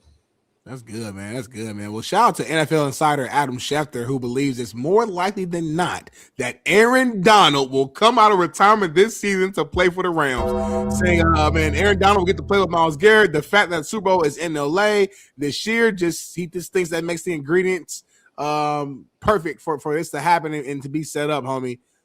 Man, I know we talk about it, you know, until we blew in the face, and it's not official until we hear it, you know. But the fact that all these little journalists and media members are coming out saying that they think is likely, like they're not just saying this shit. Like at some point they're hearing something, whether they're talking to McVay firsthand or coaches like kind of inside or whatever. Man, like what do you think? Like what would you expect if Aaron Donald came back? If he does decide to come back, what does that do for this Rams team, homie? Like is that so? Like are they unblockable? Like what happens? Still gotta be healthy, Smitty. You gotta be healthy. You gotta fucking. A lot of things still got to align. First starts with Matt Stafford, number one. Starts with O-line. The left tackle choke a bitch. Is he going to get thrown in jail? Is he going to play this year? What are we going on with that? What's going on here? There's a number one thing right out the gate. We just reported on yesterday. Is their fucking left tackle going to be held? Am I see what I'm saying? Always something, homie. That's what this motherfuckers can't get right sometimes. So McVay's got his hands full because the more talent you have, the more high expectations you have, the more bets you take. Look at Sorsby. Bet on myself tonight. All that type of shit, homie, happens when you have more talent than everybody else. You're expected to do this. You're expected to do that. The expectations are through the roof, homie. If you add him, Smitty, holy shit. If I'm McVay, I'm almost damn near like, fuck. Hold up. Like, you had that motherfucker, he's supposed to not lose a game. Yeah, that's what I'm saying. The bar is reality, though. Reality, those motherfuckers get paid on first 15 too, put a shoe on the same way, put their pants on the same way. Hey. And guess what, Smitty? We've seen great teams before struggle in the NBA and the Major League Baseball. Come on, I mean, there's talented teams that don't always win it. We know that. So, yeah. We used to say the same shit at Ball State. You know, a little pregame speech. My second game of my college career, I'm 18 years old. I'm in Clemson, going against Dabo and them, Taj Boyd, DeAndre Hopkins, Sammy Watkins, and all of them. We in the locker room. They put their cleats on the same way we put our cleats. They put their pants on the same way we put our pants on. Knee pad, thigh pad, ass pad, shoulder pad, helmet. They strap the same way we strap up. They got the same 24 hours that we got. They ain't nobody special. We don't go out there. We're going to show them who we are. Ball State on 3. 1, 2, 3, Ball State. We lost the game 56-24. My point is, there's a thing called Jimmys and Joes, homie. And I get it. NFL, they all got Jimmys and Joes. But even at that level, there's levels. There's levels to the level. And what I'm telling you is, there's only one Aaron Donald. There's only one Myles Garrett. And you put them on the field together, whether they're on the same side or opposite sides. There are certain things that you just can't do and can't prepare for as an offensive line group and as a team, as an OC. I don't care how much you try to scheme and how much, you know, you got the greatest scout team in the world that prepared you for practice. At the end of the day, when you kick that ball off, homie, and you could take that field and you see Myles Garrett 6'5", 285 pounds with a 9-pack. Then you see Aaron Donald 6'1", 275 pounds with a 9-pack. Hall of Fame Defensive Player of the Years. They got 5 Defensive Player of the Years combined together.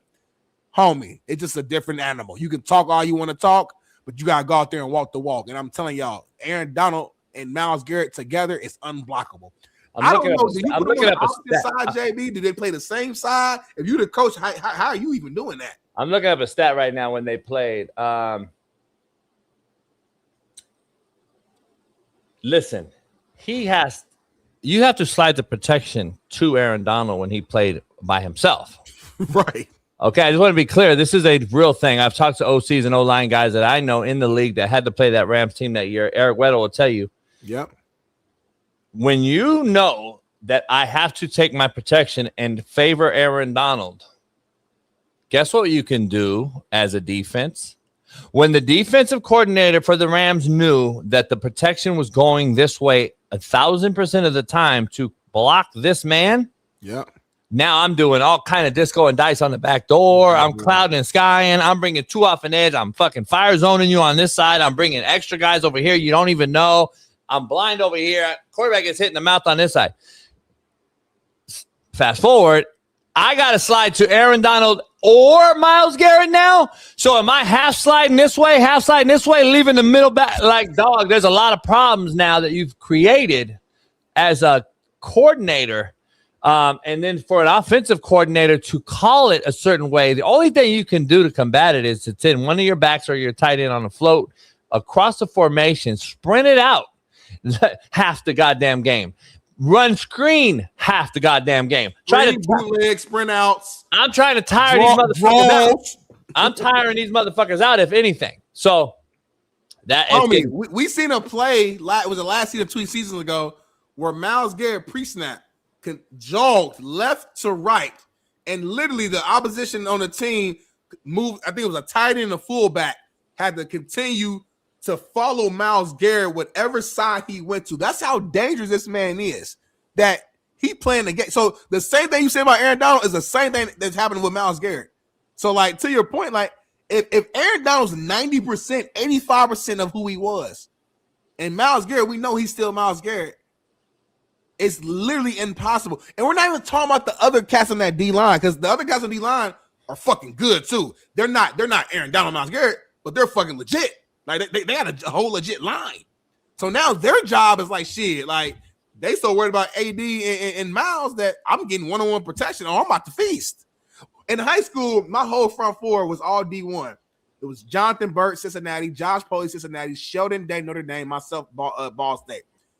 It made my job extremely easy because Sheldon Day is getting double teamed. I'm nose. All I gotta do is beat this center's ass, and I'm making fucking plays. I'm in the back for every fucking play. It just makes your job so much easier D lineman when you got dogs around you, bro. I'm telling you. Smitty, we got somebody here. Already? Yeah. Who? He calls himself Black Ice. He's the guy that won a Super Bowl and called out protection and did certain things like that. I don't know if you knew this. Huh? What's going on, Sean? What's up? What's up? Work boot Wednesday, baby. What an energy at this morning. What day? Ain't it work boot Wednesday? Oh, yeah. I thought you said something else. Work boot Wednesday. Why are you so excited? Oh, because you wasn't privy. Oh, my God. This motherfucker sipping on this. Bailey? Don't do it. Do it to him, Bailey. Fuck it. Smitty not even privy. Smitty, take a listen to this. Footage shows the Starbucks CEO scrambling over their $9 coffee price, calling it an affordable premium experience, despite using some of the cheapest fillers in their drinks. Regardless of what your income level is, well, it's less than $10 and I get a really premium experience. Starbucks Macchiato is hit with 7 times more carcinogens than any other bean. That coffee is burned at 480 degrees in factory vats, releasing acrylamide, the same carcinogen as cigarette smoke, then drained into plastic-lined cups, shedding 25,000 microplastics into every drink. That caramel drizzle is worse. Factory-cooked corn syrup, crammed with cheap fat sealed with potassium sorbate, the same preservative used in shampoo. Their Frappuccino and Macchiato both scanned 3 cheap emulsifiers tied to gut inflammation. Comment exposure to scan any food.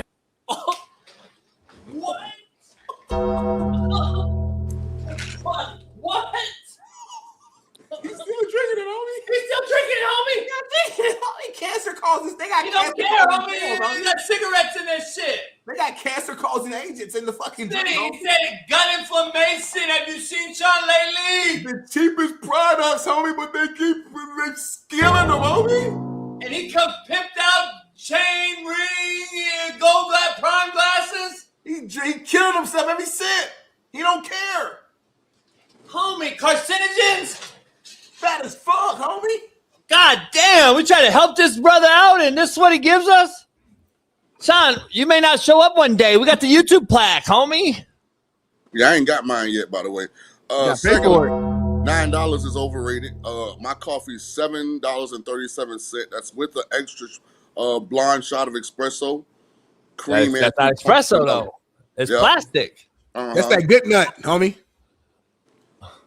You got good nut in your drink. And he's fucking smacking his lips to it. Wow. I still drink vitamin D milk, man. I don't buy all that shit, man. Oh, I'm with you on that. No wonder he's fat as fuck. Vitamin D milk, homie? Oh, yeah, it's the fattest, but it's the best, homie. I drink a motherfucker. I'm vitamin D all day. Listen, I'm with Sean on that. Smitty, Smitty, let me ask you a question. Yes, please. Our ancestors grew up as slaves. Unfortunately. Working barefoot with their bare hands. Wade, yeah. You think they had 2% milk? No, but they was outside all day. You think they had low-fat coffee? They used to cook with lard. Sean King, they had to eat whatever they had, though. The generation after that, they lived forever. This is the first generation when people dying early. Think about your great-grandma and them. They all lived to 85, 90 years old, all of them. That was normal. Yeah. And they didn't have no kind of dietary restrictions. They didn't have no Trader Joe's or no goddamn Whole Foods, none of that shit. They lived forever. We had real food, though. It wasn't steroids into it. It wasn't added. It was real deal chicken. It was real, like, we got too much fake, phony stuff now. That's why we dying now. On top of the fact that we are the most snack-eating, sugary-eating generation of all time. Our grandmas and them, they was at home cooking. They wasn't going out to eat, homie. They were cooking every single meal. Whether it was soul food or not, they were at home cooking. They had that brown bag of government sugar. Yeah. And they used to pour it into this plastic container. Yeah. And put the little blue pack of Kool-Aid in it. Yeah. Yeah. Ooh, hey, you know there was no fat people, Smitty, back then? It was good, though. You know it's crazy? There was no fat people, homie. You know what? Everything was clean. The food was from the earth. Everything was actually like, man. Which decade were there no fat people? I just want to get clarity. I'm talking about way back, homie. I'm talking about way back before. Yeah, I'm talking about when it was just all from the earth. Everything was from the earth. It ain't nothing you eat that I can't go find a video that makes it look like it's the worst thing you could ever consume. But back in the day, you couldn't do that. How's they going to justify what it costs to go grocery shopping at Whole Foods or Trader Joe's or Sprouts? Smitty, do you realize, do you know God? That's why people that don't believe in God are crazy to me. Do you know God put everything out in this motherfucker for us?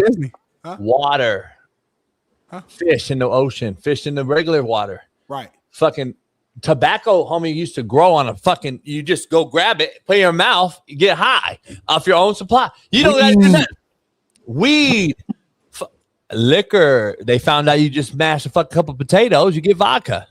Like, people don't realize. That's simple, but yeah.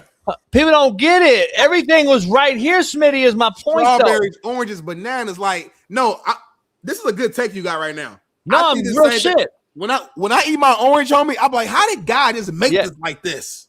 Come on, me. Like, it's natural. It's this good by itself. Pussy. Like, just think about it. Adam, and that's why Adam was created first, and then Eve came after. No one gets it because he created the hunter first, then the hunted came. Get how that works? So guess what? People don't understand, homie. Well, not that everything. Like Adam was walking around and he felt like a void in his life, so he asked God to give. Like, he gave him his wife as a gift because he needed a woman. He wasn't whole without the woman, so we need each other. I want to make that. And motherfucker chase that cat. Y'all get distracted. Huh? Y'all get distracted. See, y'all are falling for this fallacy that America has presented us with, so they can make the consumer spend more money. Your great grandma ate bacon every morning. She ate pork chops. She go on the porch, smoke a cigarette. She ain't never exercised a day in her life. She lived 90 plus. But now all of a sudden, America don't convince all y'all that everything is bad. Nothing is any good for you. Whatever. I hear you, dog. I understand what you're saying. I respect what you're saying, but to me, that's like a bad message to the young folks watching the show. You're almost telling the young folks, eat what you want, don't work out. At the end of the day, you're gonna die when you're gonna die. Don't let nobody else tell you what to do. Like, fuck, I'm gonna drink Starbucks every morning. You know why? Because they tell me I'm awesome. But think about it, Sean, like, don't you think, and I'll end off this, if you really like homies with somebody and you really got love for your homie and you see them going down a bad track of health, and you think they're killing themselves, what like don't you think we should say something? Like, wouldn't JB and I be bad friends if we just let you continue to gain more weight and more weight and more weight and more weight and not say nothing to you? I think you should get a haircut. Huh? But that's not gonna kill me. I think you should get a haircut, you know. But you're choosing to do what you want to do, right? My hair ain't gonna kill me. It might. The fat can kill you. I was fat before Starbucks. No, you wasn't. Yes, I was. Before I started going. You was chubby. You wasn't fat. I'm big sexy now. I ain't fat now. We got love for you, Sean King, man. Appreciate you for joining the show, man. Let's keep this show rolling, man. Keep Don't these ever ambush going. me again. Don't ever ambush me again about some of them. Now, next you're going to have a fucking... you know what? JB and me smoke cigars damn near every day. I ain't going to pull up goddamn 25. Sean, can you read that? Can you read that to the audio listeners, please, real quick? Paris said, I like his curly little fro. You know, she's talking to you and complimenting you as if you're a little kid. Oh, his curly little fro is nice. Oh, that's cute. Paris, is that what you're saying, Paris? Yes. When you want to get a man haircut and present yourself like a man, then get something done. Paris, please check, Sean King. Is that what you're saying? Yes, that's exactly what she's saying. Oh, that's cute. Comments. My little friend. Because my hair is so smooth. Like, if I had a comb right now, my shit goes straight through. It's just, I got that good fucking hair right now. I'm telling you. So let me tell you where you're headed at. You're headed for bald. I know. Because if you go get a picture of you, like in college, your edge was already lower. I know. So your edge is already naturally going back. Like and I got spots in my shit. I see it. Your sunroof has already started to open up. Yep. So you might as well get ahead of it, like me and JB. Just go and join the ball club, dog. The thing about it, I'm not scared of bald. Like, I grew up getting the bald fade anyway, and I looked elite. So the good thing about me is I look good with hair. I look good with the fade. I look good fat. I look good medium. I look good. If you look good, you look good, Sean King. So like, Hey, listen. I'm a guy that uplifts, that enhances, that supports my friends. Dog, you think it, you believe it, you love it, you like it. I'm all for it, dog. The hoes like it. Just anyway, don't talk. Debbie, Just don't, as long as you don't start talking about your height start with 6. I'm literally 6 foot. Like my ID say 6 foot. If you Google me on Rivals or Scout.com, it say I'm 6'1". So I mean, you can take it how you want to take it. What the combine height was? Monique said Smitty hair is just fine. So second woman today said I'm fine as fuck. So I don't really know. And then Paris responded and said no. So everything you said in the last 2 minutes has been checked by the ladies. Shout out to all the black women, the sisters in here supporting me. I support y'all as always. I appreciate y'all. So when you go to complain and your mom be like, boy, little boy, go sit down somewhere and laugh at you, that's what no LOL means. Okay. All right. I hear what you're saying. We're in public, so parents don't want to like. Hey, so real quick, Darnell, I don't know if you knew and were privy to the text messages, but Sean King was not very pleased with our roundtable. A lot of people like the roundtable, and he said he wants to be excluded from the roundtable. Don't ever put me inside of a roundtable. I don't want to be on some sort of panel. I'm just quoting what he said. Don't ever put me up. I want my hour of time alone. Don't ever boggle me up on a panel with anybody. So go. Darnell, your take on that? I think Sean is a little nervous. Little privilege too? Little privilege, number one. Spoiled. Also, a little nervous of competition. You know what I'm saying? Like a little, like. Because he said he cooks anybody. He said he cooks the bait to anybody. He could cook anybody. He cooks Whitlock. He cooks everybody. He goes Cleveland show. He said he cooks everybody, but he won't come on a panel. That's interesting. Go ahead.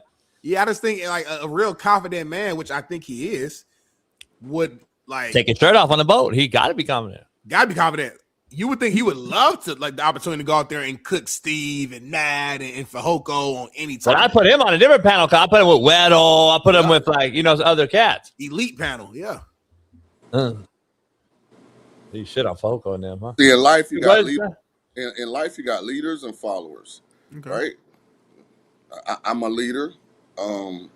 If you're in the chat and you think I'm ducking competition, post a comment, let us know. I don't think I've shown that to be a character issue with me. And having said that, I'm trying to add more time to the show so that the name on the billboard includes Big King.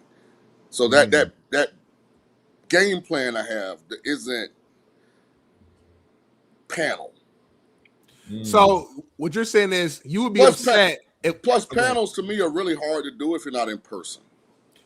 Okay, so if JB and I had a billboard and it said Coach JB Show with Big Smitty and others, you would be upset about that.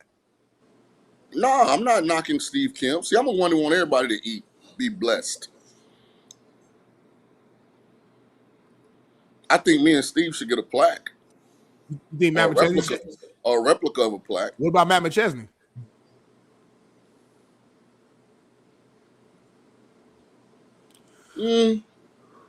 Matt not on quite as much as me and Steve, I don't think. But he came on before y'all, though. Steve on twice a week, right? Yep. I'm on 3 times and Matt on once, right? Now, but Matt came on years before y'all.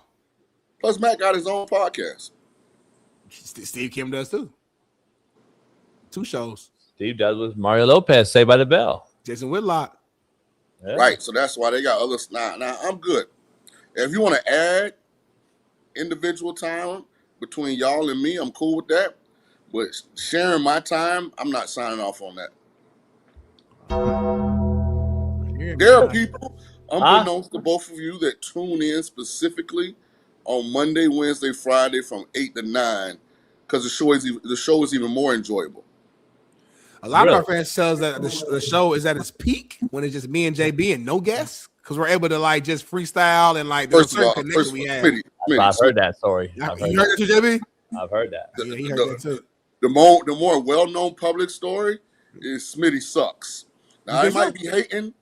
I think they're hating because I think you're good at what you do. Why you laugh a little bit? Why you laugh a little bit though? That's the more well-known public. It's a small group. It's like 0.5% that really think I'm shitty. No, and it's not because you can't articulate or you're not entertaining, but they pretty much feel like you should already go ahead and paint your fingernails. Like it's a large portion of the fan base that like already thinks like that you're one of those. I love that they think that, but then when they see me in person, they don't check me, press me. They want to take a picture and they fanboy. So I love that they type that, but when they see me in the streets and they see that damn, this motherfucker 6 foot, 265 pounds, all man, I think everything shifts. So it's okay. Hey, I got this crazy, Bailey. If you can put this in, Bailey. So Smitty, I don't know if you're privy. You live here. I don't know if you're privy to what's going on in California right now. I'm privy. But we're getting bombarded with some of the biggest waves we've had in over a decade. Yes. And I'm getting a lot of videos. So the harbor where the yacht is rough. Yeah. The harbor. Yeah. And the water, the waves, Sean, are coming over the breakwater. Yeah. And there was 12-foot waves yesterday at the Wedge, homie, which is one of the most historic surf spots in America in Newport Beach. And Huntington Beach, there was 10 to 12-foot waves. But look at this shit. So there's not enough sand, Smitty, to stop this water from hitting the houses. That server right here killing it, though, right here in the front. Yeah, we got fucked up. He died. So anyway, there's a lot going on. My bad, Smitty. I'm not lying, though. I don't know if you know, there was 2 deaths. But anyway, there's a lot going on out there, homie. Real shit. A cat got buried. A cat broke his shit. Buried him into the fucking thing. Then there's a cat that has an unbelievable video, homie, in the Wedge of a fucking great white riding the wave behind him. And there was a video, not AI, because I saw the cat that was there, and they were like, JB, this motherfucker was sharks in the waves like no other. So there's a gang of sharks in the water right now because of El Nino, what we call Super El Nino, the hottest water that's ever been. You got great whites everywhere, and they're riding waves with the whites. And then you got cats dying in the water, washing up and hitting the houses, and then my boat's getting rocked. So we got a lot going on, homie, in California right now. And Joe, can you break that down from afar? Go. Sean, I just read Sean's like body language, and he basically said in a respectful way, he don't give a fuck about what you just got done saying. There was an earthquake yesterday, right during the show. I was thinking about big earthquake, and I've said this, and he doesn't listen. I don't believe in cloud seeding. I do believe in global warming, but 100% I know off the coast of California is one of the largest congregations of great white sharks in the world. There and off the coast of South Africa and the coast of Australia. And Ruben likes to get off of the perfectly dry boat and get in the water So what I really was thinking about was, because Ruben came with stand-up bite. Right. Yeah, like a grouper could bite Ruben, it's over. Like that little body, fragile, frail, like he ain't gonna hold up. Like, so send this clip to Ruben. What kind of tell body? him to stay on the boat. What kind of body does Ruben have? I said Ruben can't even withstand a grouper bite. Like if a big grouper come up from the bottom, he out of there. But what kind of little body does he have? Fragile and frail. He like fragile and frail, skinny, but kind of chubby at the same time. Like Ruben's weird. Like Ruben don't want to fuck with the seals, but he'll fuck with a fucking shark. That's the crazy part about Ruben. Yeah, like he need to watch some TV. Like, He's scared of the seal. He's scared of the seal more than the shark, though. Off the coast of California is like one of the top 3 greatest concentrations of great whites in the world. Oh, yeah. And right now, especially to come up from the Gulf, home because of the warm weather. You lost me when you said you believe in some global warming, but not cloud seeding. That just fucked everything off, though. That was because you asked Joe a question, so I know you and Joe argue about cloud seeding. It was a word play for context for people that watch the show consistently. So you're saying you're really good at this? No, I'm saying you're drinking coffee like I am, and I'm sure it's not just black. But JB makes his shit homemade, though. Yeah, mine's homemade. I know what goes in mine. I don't use plastic cups. JB grows his coffee beans in the backyard. I got watermelon with seeds. That's Smitty. Smitty see my watermelon, my fucking. I got kiwi. I got all kinds of shit on me. Real talk. Your coffee maker's made from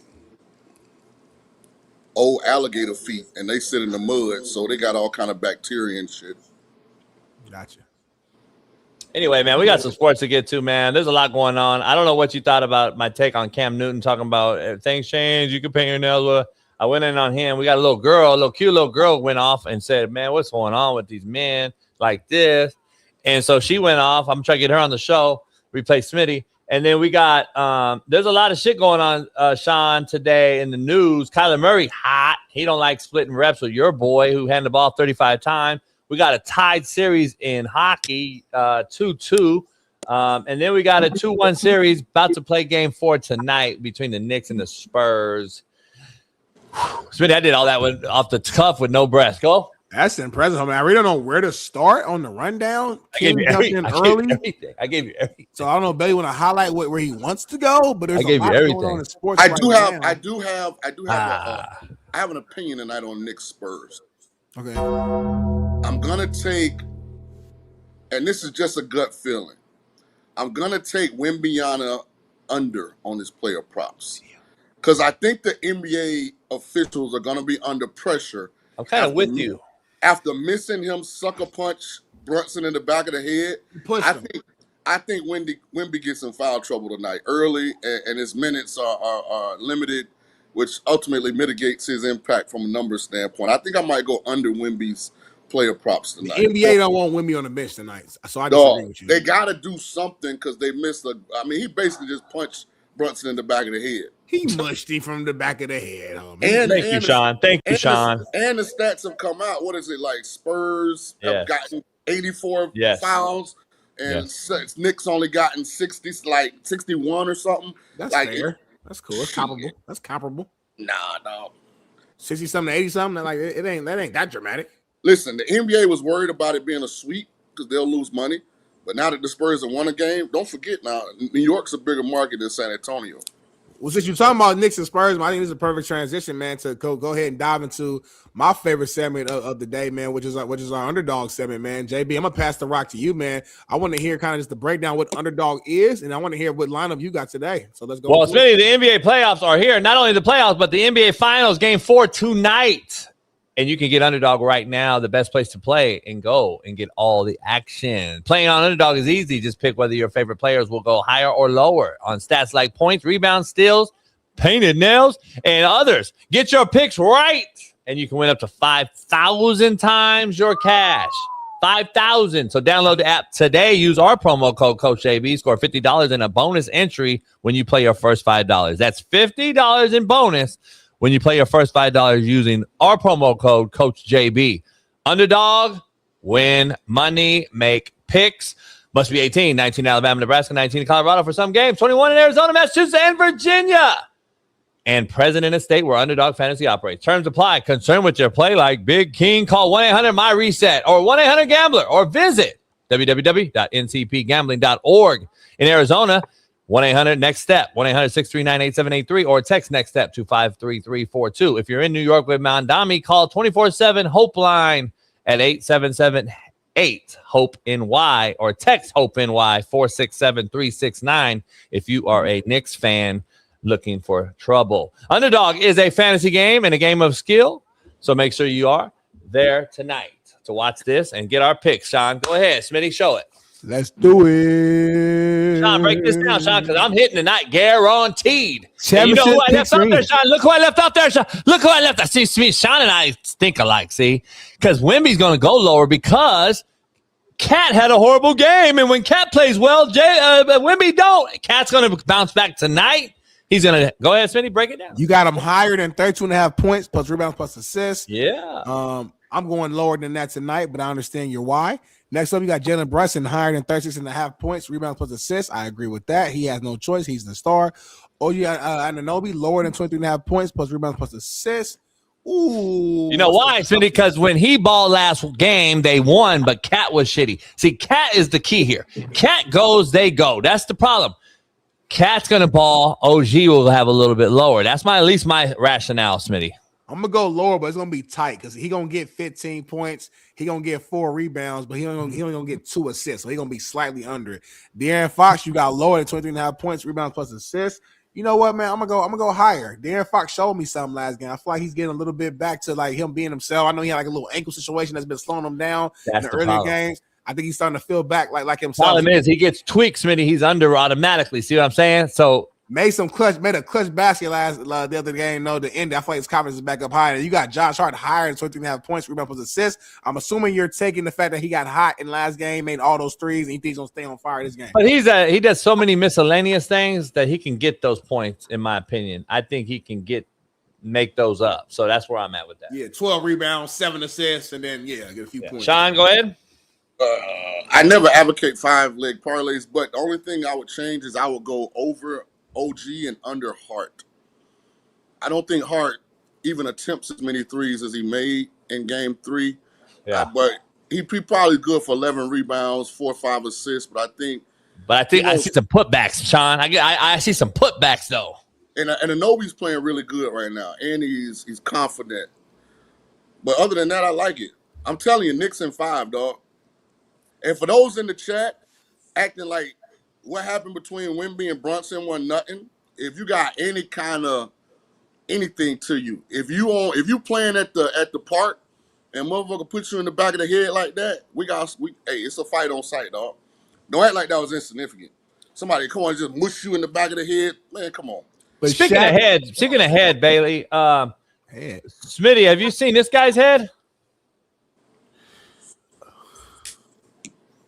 According to Baton Rouge police warrant, DeJounte Wings, who used to work at Take 5 Oil Change in Baton Rouge, has been arrested after allegedly breaking into the airline highway business and stealing $200 from the safe. Man, that's tough, man. I know people fall on hard times and they feel like they got to go here and scratch and claw and fight for every dollar. And hopefully he learns from it. You know, once he gets out, he's able to move on, find another job, and find somebody who, you know, if he don't have a woman, find him a woman who can kind of help him just stay stable and stay motivated at home and go from there. Well, this isn't his fault, JB. I mean, this all on the business. The business name is Take 5. Right. Right. They telling the employee, take 5 minutes, take $5. He multiplied, he took $200. He was confused. He thought it literally meant to take them. That's a good take, Sean. Good take. Took the information a long time to get from one eye to the other eye. So yeah, the honest mistake by this young fella. And Buddy couldn't smell the oil when he came in, because the nose is so flat. He couldn't smell the oil, so he didn't know it was oil spot. The only reason I wanted to share this with you, I got privy information. Mm-hmm. This cat has been drinking Starbucks for the last 4 years. No. He looked like regular Sean 4 years ago. No. Nah, I would never let my edge get to that point, dog. Are you crazy? Well, we're going to get coffee, Sean, so we'll be back in 4 minutes because you came right in between time trying to gain time on your segment. So this isn't even your segment. So we'll be back with Sean King right after this.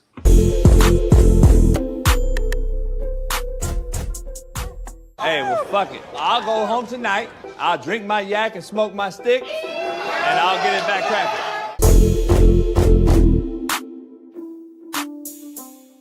The streets is saying that a new Otani has arrived in the NBA. That's what the streets are saying. 7'2" Yang Han-San was taken 16th overall in the NBA draft by the Trailblazers. Jansen is the third Chinese-born player selected in the first round, joining Yao Ming, Yi Jianlian. He and his translator were asked about, what he does outside of basketball, and I think his answer might shock you. Check it out. Hi, I'm interested in you as a person. What are some of your interests, and what do you think you'd be doing if you weren't playing basketball?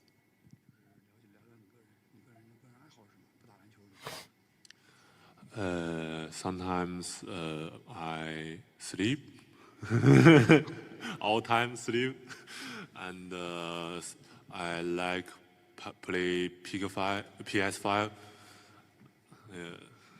and I like eat.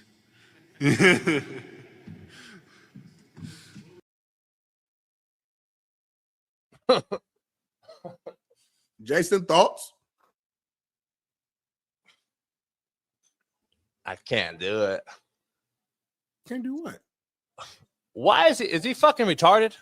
Whoa. We don't say why is it always a goofy big Asian that just like it's like fucking can't, like, come on, homie. Seriously. How is he goofy? It's a new language. The fact that he's even saying that's pretty good. Like, if I asked you to speak fluent Spanish and I had a real Mexican on here, you would sound just like that to them. I ain't never heard a Mexican come over here and don't speak no English and sound like a fucking retard. Never in my life. I've never seen a fucking African come over here. I've never seen a fucking nobody. African, they speak English. They speak real English, actually. No. Even if Africans they speak their language and they get a translator, nobody eats food. PR3. Like, homie, what are we? Fucking Andre the Giant living in a fucking giant world? Like, what are we? Fucking 7,000 fucking BC, homie? What the fuck are we talking about? You sound ignorant right now. If I asked you right now to say, if I said JB, bring a Mexican that don't speak no English and have him translate it. Find a video, homie. I eat food. Like, homie, the Mexican's gonna be like the regular. It's just gonna be like you know. Como te llamas you too? And then that motherfucker will be like, I like to eat the food. I like to eat the food. Like, he's not gonna even come close. I like eat. I play the PlayStation 4. I do the food. Fucking no other English, no other language, homie. It's Chinese, homie. They don't know our language at all. Mexicans, you said that about Otani. Mexicans kind of know our shit a little bit. You said that about Otani, homie. We kind of know Spanish a little bit. Those are the ones we kind of know our shit a little bit. They got some similarities. It's always Chinese language and English language is fucking albers and oranges. They don't know our shit at all, homie. Stop. I'm so fucking glad. Because now kids are almost forced to go to a junior college to actually get noticed because of the NIL. What I'm hearing, and I don't have a kid that's playing high school football, is that now they're only recruiting other colleges. It's almost impossible to get recruited as a high school kid unless you're like a superstar, and they're basically feeding all those kids into junior college or community college before they'll even be on the NCAA 1A colleges. Is that correct, or can you school me on what's really happening, Coach? Yeah, JUCO's kind of imploding because you no longer need to go. Now there's so many, you got 10,000 kids sitting in the transfer portal. Just for instance, UConn lost to Michigan in the finals last week, the NCAA. The next morning, less than 12 hours, there was 1,500 kids in the portal already. The portal is what's ruined the sport, not NIL. NIL is not what we intended it to be, in my opinion. It's pay to play is what it is. It's not NIL, name, image, and likeness. If it was, I'd be getting paid. It's pay to play. That's what it is. And the portal, if you stop the portal, you would force kids to compete again and drop their nuts and become men. But instead, you allow them to go and go hopping from school to school to school, and none of them are getting their degrees either. So you're really not student athletes either. We got to stop saying the word student athletes. This is pay to play. This is a band of mercenaries running around, and looking for the easy way out. And that's what, unfortunately, is going to set them up for failure in life. Having said that, JUCO's imploding because you don't need to go anymore. What happens is they sit in the portal and they think they're going to be the next big thing somewhere else. Instead of going to JUCO, grinding it out for a year or 18 months and getting re-recruited, they just sit in the portal and rot. And that's the problem. So JUCO's not getting the talent that I had or we used to have at that level. It's just not as talented as it was because players are sitting in this portal, and that's really ruined.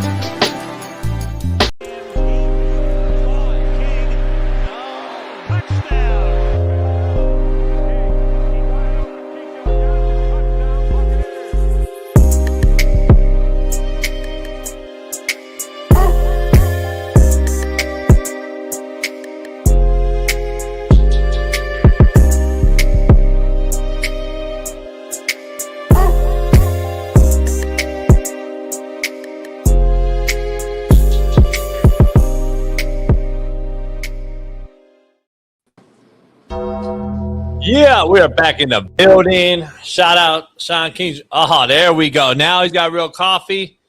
Don't say you dumped that shit into that cup. Did you jump that into that cup? No, I made a coffee. So you made a real coffee. Yeah, we got a high-end coffee machine here. So I don't know why you don't drink that. I do. What's your take about this?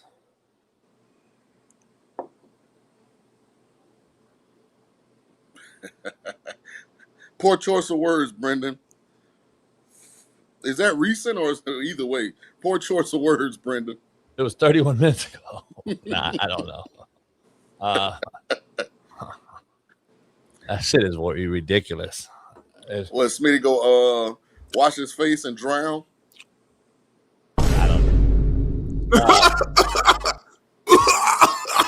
I'm pretty sure that Instagram of his was fake, but there is a real video of him getting his hair cut,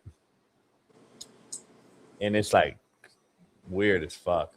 I can't believe, Sean, we haven't really talked too much about it since we had our roundtable. I know we broke it on Monday when it happened, but have you got to resonate and sit and really think about what they're doing with this order? And then his court date is 2 weeks after the national championship game. That's what I was asking, like.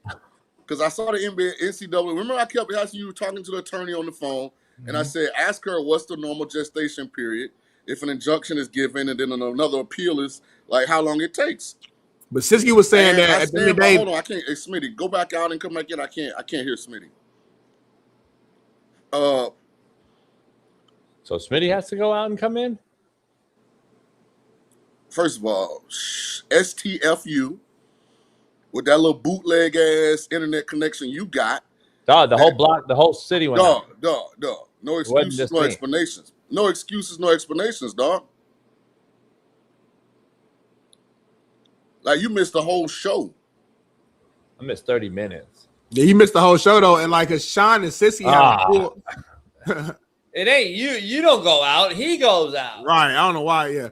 But Sean and Siski had a whole back and forth kind of diving into their thoughts, and Siski was saying Siski agreed with Sean about the gestation period, but at the same time he was like, listen, both sides have connections, right? And he was saying they also can make a call to NCAA and probably expedite that court order as well. But JB, here's the point of contention when your dial-up internet went out on Monday. I told Siski, Jerry Maguire, lifelong high school coach in the state of Texas, super accomplished, saw his first contract at Texas Tech, got a huge extension.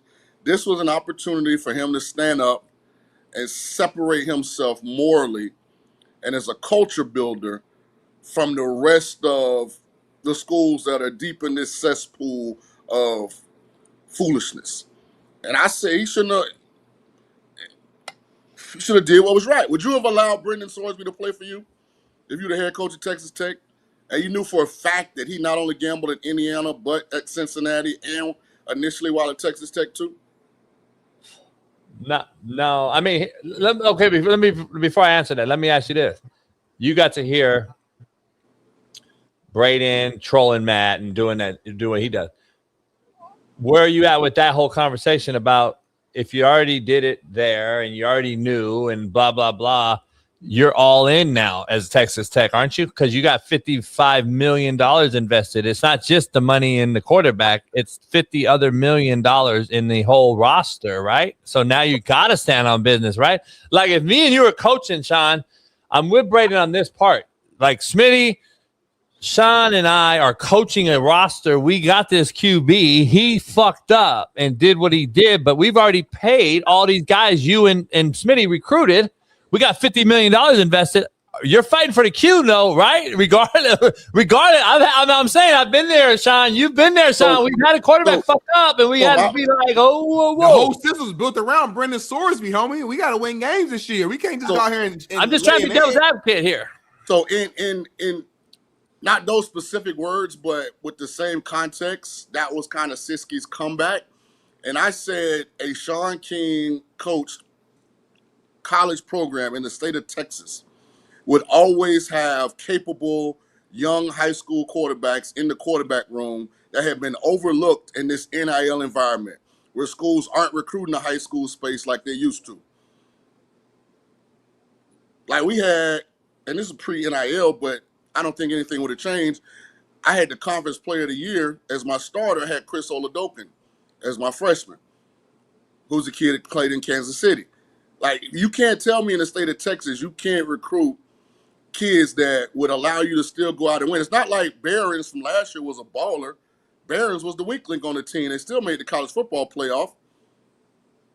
Sark already said their schedule's so cotton candy that his 2s and 3s to go undefeated. I just thought it was a chance for McGuire to have some goddamn nuts and finally do something that like is going to impact the kids in a positive way, because this sends a terrible message, absolutely terrible message to the team. How you get in front of your team and talk about accountability, discipline, repercussions, consequences to your actions. How you do that after this? I guess my thing, I hear that and I respect that. I just don't like that we're putting it on him though. And I know you saying we're not, but you are though. You are like this whole shit ain't really on the head coach. I get the opportunity. Listen, this wasn't a one-off. It'd be different if I remember when this first came out, JB. I was like, I want to know, was this just something that happened when he redshirted to Indiana? But because the behavior continued, it repeated itself at 3 different locations. To me, that's different. But he went to rehab, homie. He suspended the first 2-3 games. That's like a cop-out. That's a cop-out to me. Like that they're suspending him for a few games, Sean. To me, it's a cop-out because it's like letting the public, oh, well, we did do something. You know what I'm saying? Look at the last point. While at Texas Tech, he sent $5,000 to a person who placed bets on NBA, MLB, and P. Like, the first one says Indiana. The last one says Texas Tech. So now, instead of using Zelle or Cash App, he just gonna go hand the homie some bread. And now it puts you in a tough spot, dog. You got to think about this stuff, man. At the end of some of these games, Texas Tech is going to be massive favorites. They're going to be 20, let's say 4-point favorites or more, probably in half their games. They're going to be some interesting late game situations, dog, when it comes to these spreads and his player props. And it is what it is. I mean, hey, the decision's been made. I just thought it was a chance for McGuire and Texas Tech to finally make college athletics go back to what it's supposed to be, which is a development of young men when it comes to the game of football. At the end of the day, I know you got to win. I know you want to win. But when you go and get somebody's child, it's supposed to be, I'm going to help him turn into a better individual than when we got him. Last Chance U though. Last Chance U was all about giving kids who made mistake after mistake after mistake and giving them that final chance to give them that last opportunity. If this kid, if this was the same little breakdown, but instead of saying gambling, it said weed or whatever, something different, you would feel a little different. So my here's, thing is, so like, here's the difference. save the kid's life, Sean. That's your job as a coach. Save his life, Sean. Hey, little fella, here's the difference. I'm a grown man, though. Respect me. Yo, you little cute little fro. Hey, no offense to JB, because JB was great at what he did. But when a kid ended up at Independence, he had already felt the impact of his actions. Like he had not been allowed to go here and was forced to go there. And JB was like, hey, goddammit, this is the last stop. Sawyer been failing up. He went from not playing in Indiana to getting NIL at Cincinnati to getting a huge NIL at Texas Tech. He ain't had to pay no consequences for his actions yet. I don't think they feel the impact until they've been with me at 5 a.m. Then they feel it, in my opinion. I don't know if they feel it because most kids don't feel it. You know what they do when they walk on a JUCO campus? They're wearing their old merch, Alabama hoodie. And when I snatch that motherfucker off and burn it in front of them, and they're like shock treated, that's when they feel it. Motherfucker, you ain't Alabama no more. They cut your soft ass. Why you wearing that shit? So, like, I'm with Siski. Siski texted me just now. I want to make sure he wanted the CAA to know this. He said, college athletics has changed the whole saving kids thing when it went away with unlimited free agency and pay for play. It's a different game now, which I think Sean and I agree with. And here's what the overall take he said was to let you know. And I kind of agree with Siski. If Sorbsby was a corner, I do take the moral ground, Sean and Smitty. I cut his ass. But he said he would do what Sean's saying. You can't do that with a quarterback. Cutting the quarterback isn't punishing the quarterback. I agree. It's punishing the whole team. See, I do agree with Siski on that aspect because, Sean, I got $50 million invested in Sean and Smitty. Smitty, real shit. It's a catch-22, I guess. I don't know. It's not a catch-22. It's like, okay, I got two boys, right? Yeah. Society says males painting their fingernails is acceptable, right? Lil Sean and Ashton ain't painting their motherfucking fingernails as long as they live under my roof. I don't agree with that too. Goddamn, what the rest of the world is doing. I don't care what the fuck the rest of college football is doing. When a coach gonna stand on business? Stop telling me all this. The landscape changed. At the end of the day, you supposed to be in this coaching profession for one thing at the college level. That's to develop young people. Is it worth losing your job? Fuck that. I'm asking you. What happened? Like, we seen plenty of great coaches suspend players for big bowl games, suspend players for big games coming up, and what they tell the rest of the team: next man up. But what do you tell your donors though, who's getting you all this fucking money? We gonna go out. We gonna still win. And the message gonna be, man, listen, man, ain't nobody irreplaceable, dog. Y'all acting like Sorensby's like the goddamn back-to-back Heisman Trophy winner. #1 transfer quarterback in the portal. Let me ask you. Let me. Allegedly. How many Cincinnati games did you watch? Not a lot. It's a great conversation. Yeah, like, man. Nah, it's a great conversation because coaches. Yeah, I'm listen, I'm with you, like the coaching part. The problem I have is this isn't the game that you and I played, though. We're no longer mentoring these kids. Let's just be real. We're not mentoring these kids no more. We are not mentoring these guys no more. They're in a pay-to-play system, and they transfer 4 times in 4 years to 4 different philosophies from 4 different talking heads. And now it's not the same. They're not listening and retaining what we taught them and what the hard truth and realities we gave them. They're not getting set by us no more to set an example. Hey, you're going to sit. You're not ready to play yet. Smitty, guess what they're doing? Transfer.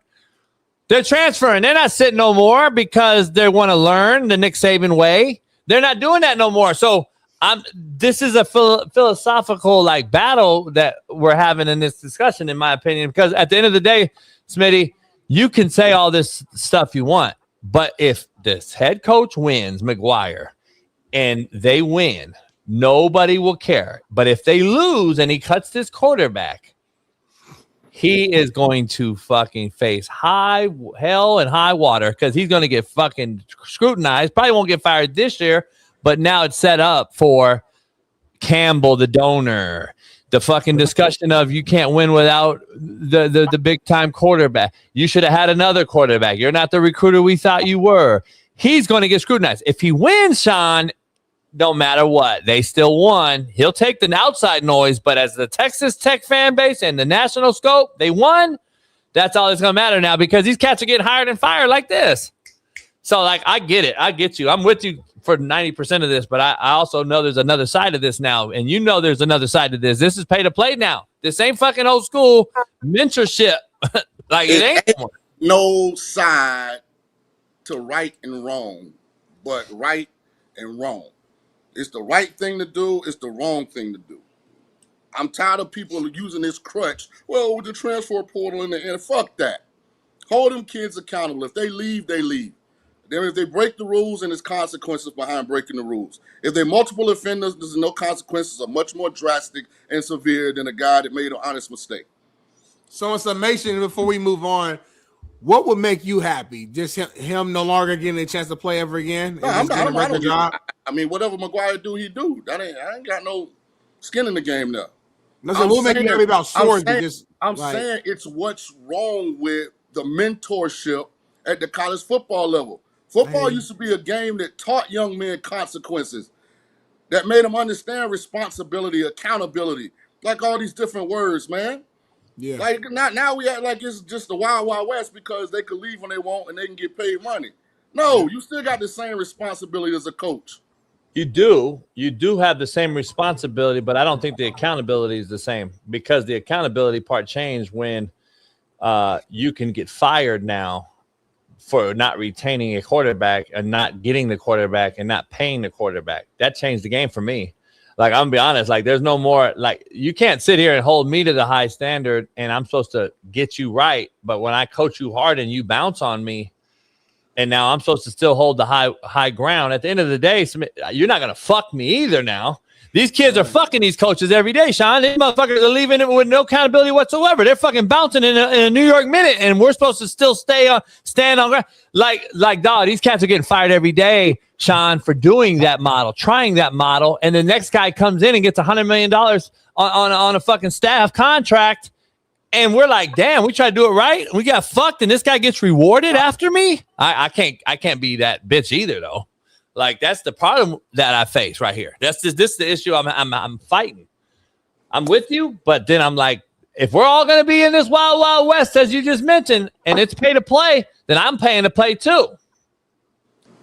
Because you're not taking food off my table, Sean. I know you more than enough. You're not taking food off your table for some other motherfucking kid. For some kid, just to say I'm morally correct. And I'm with you. Take care. You got kids. So stop. Morally correct is one thing, and I'm with Sean on that because that's all we have at the end of the day. We have our integrity. That's all we have. And I think Sean and I agree on that part as far as raising our kids and all that shit. And I'm gonna be that guy that you can kiss my ass, my face down when I get buried.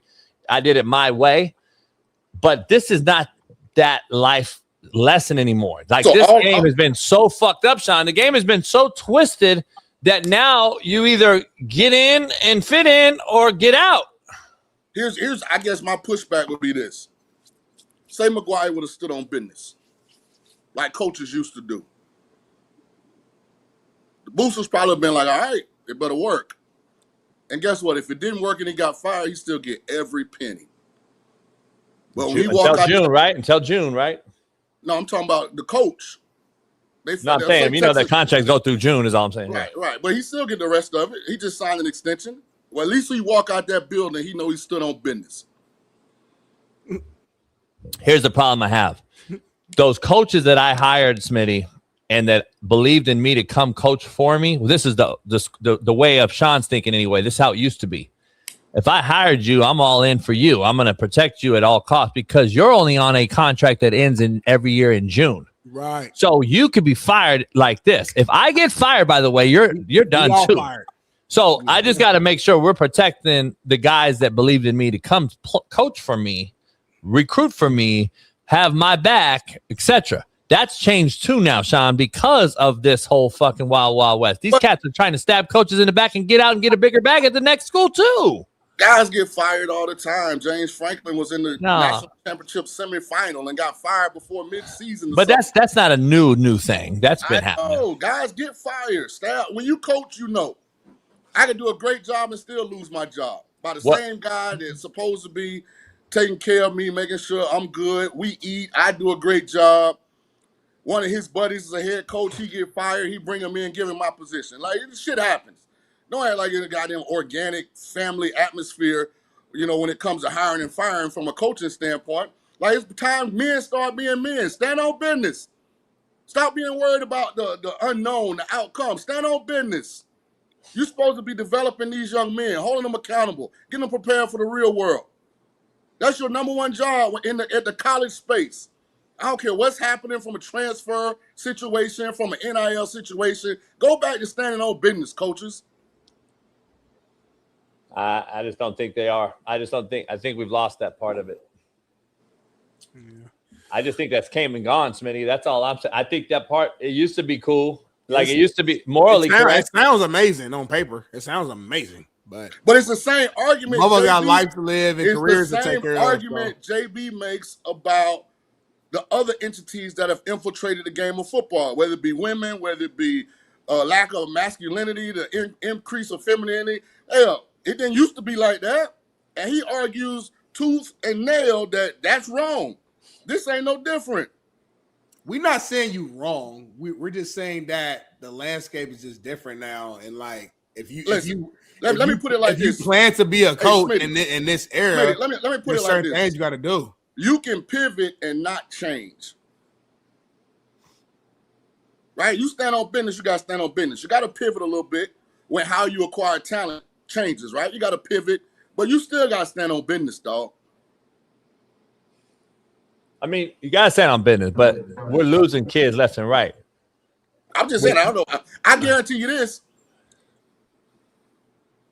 Let one of them other kids fail a drug test or something, and McGuire all of a sudden now he won't be a head coach. That parent be right in there. Oh, hell no. Precedent been set.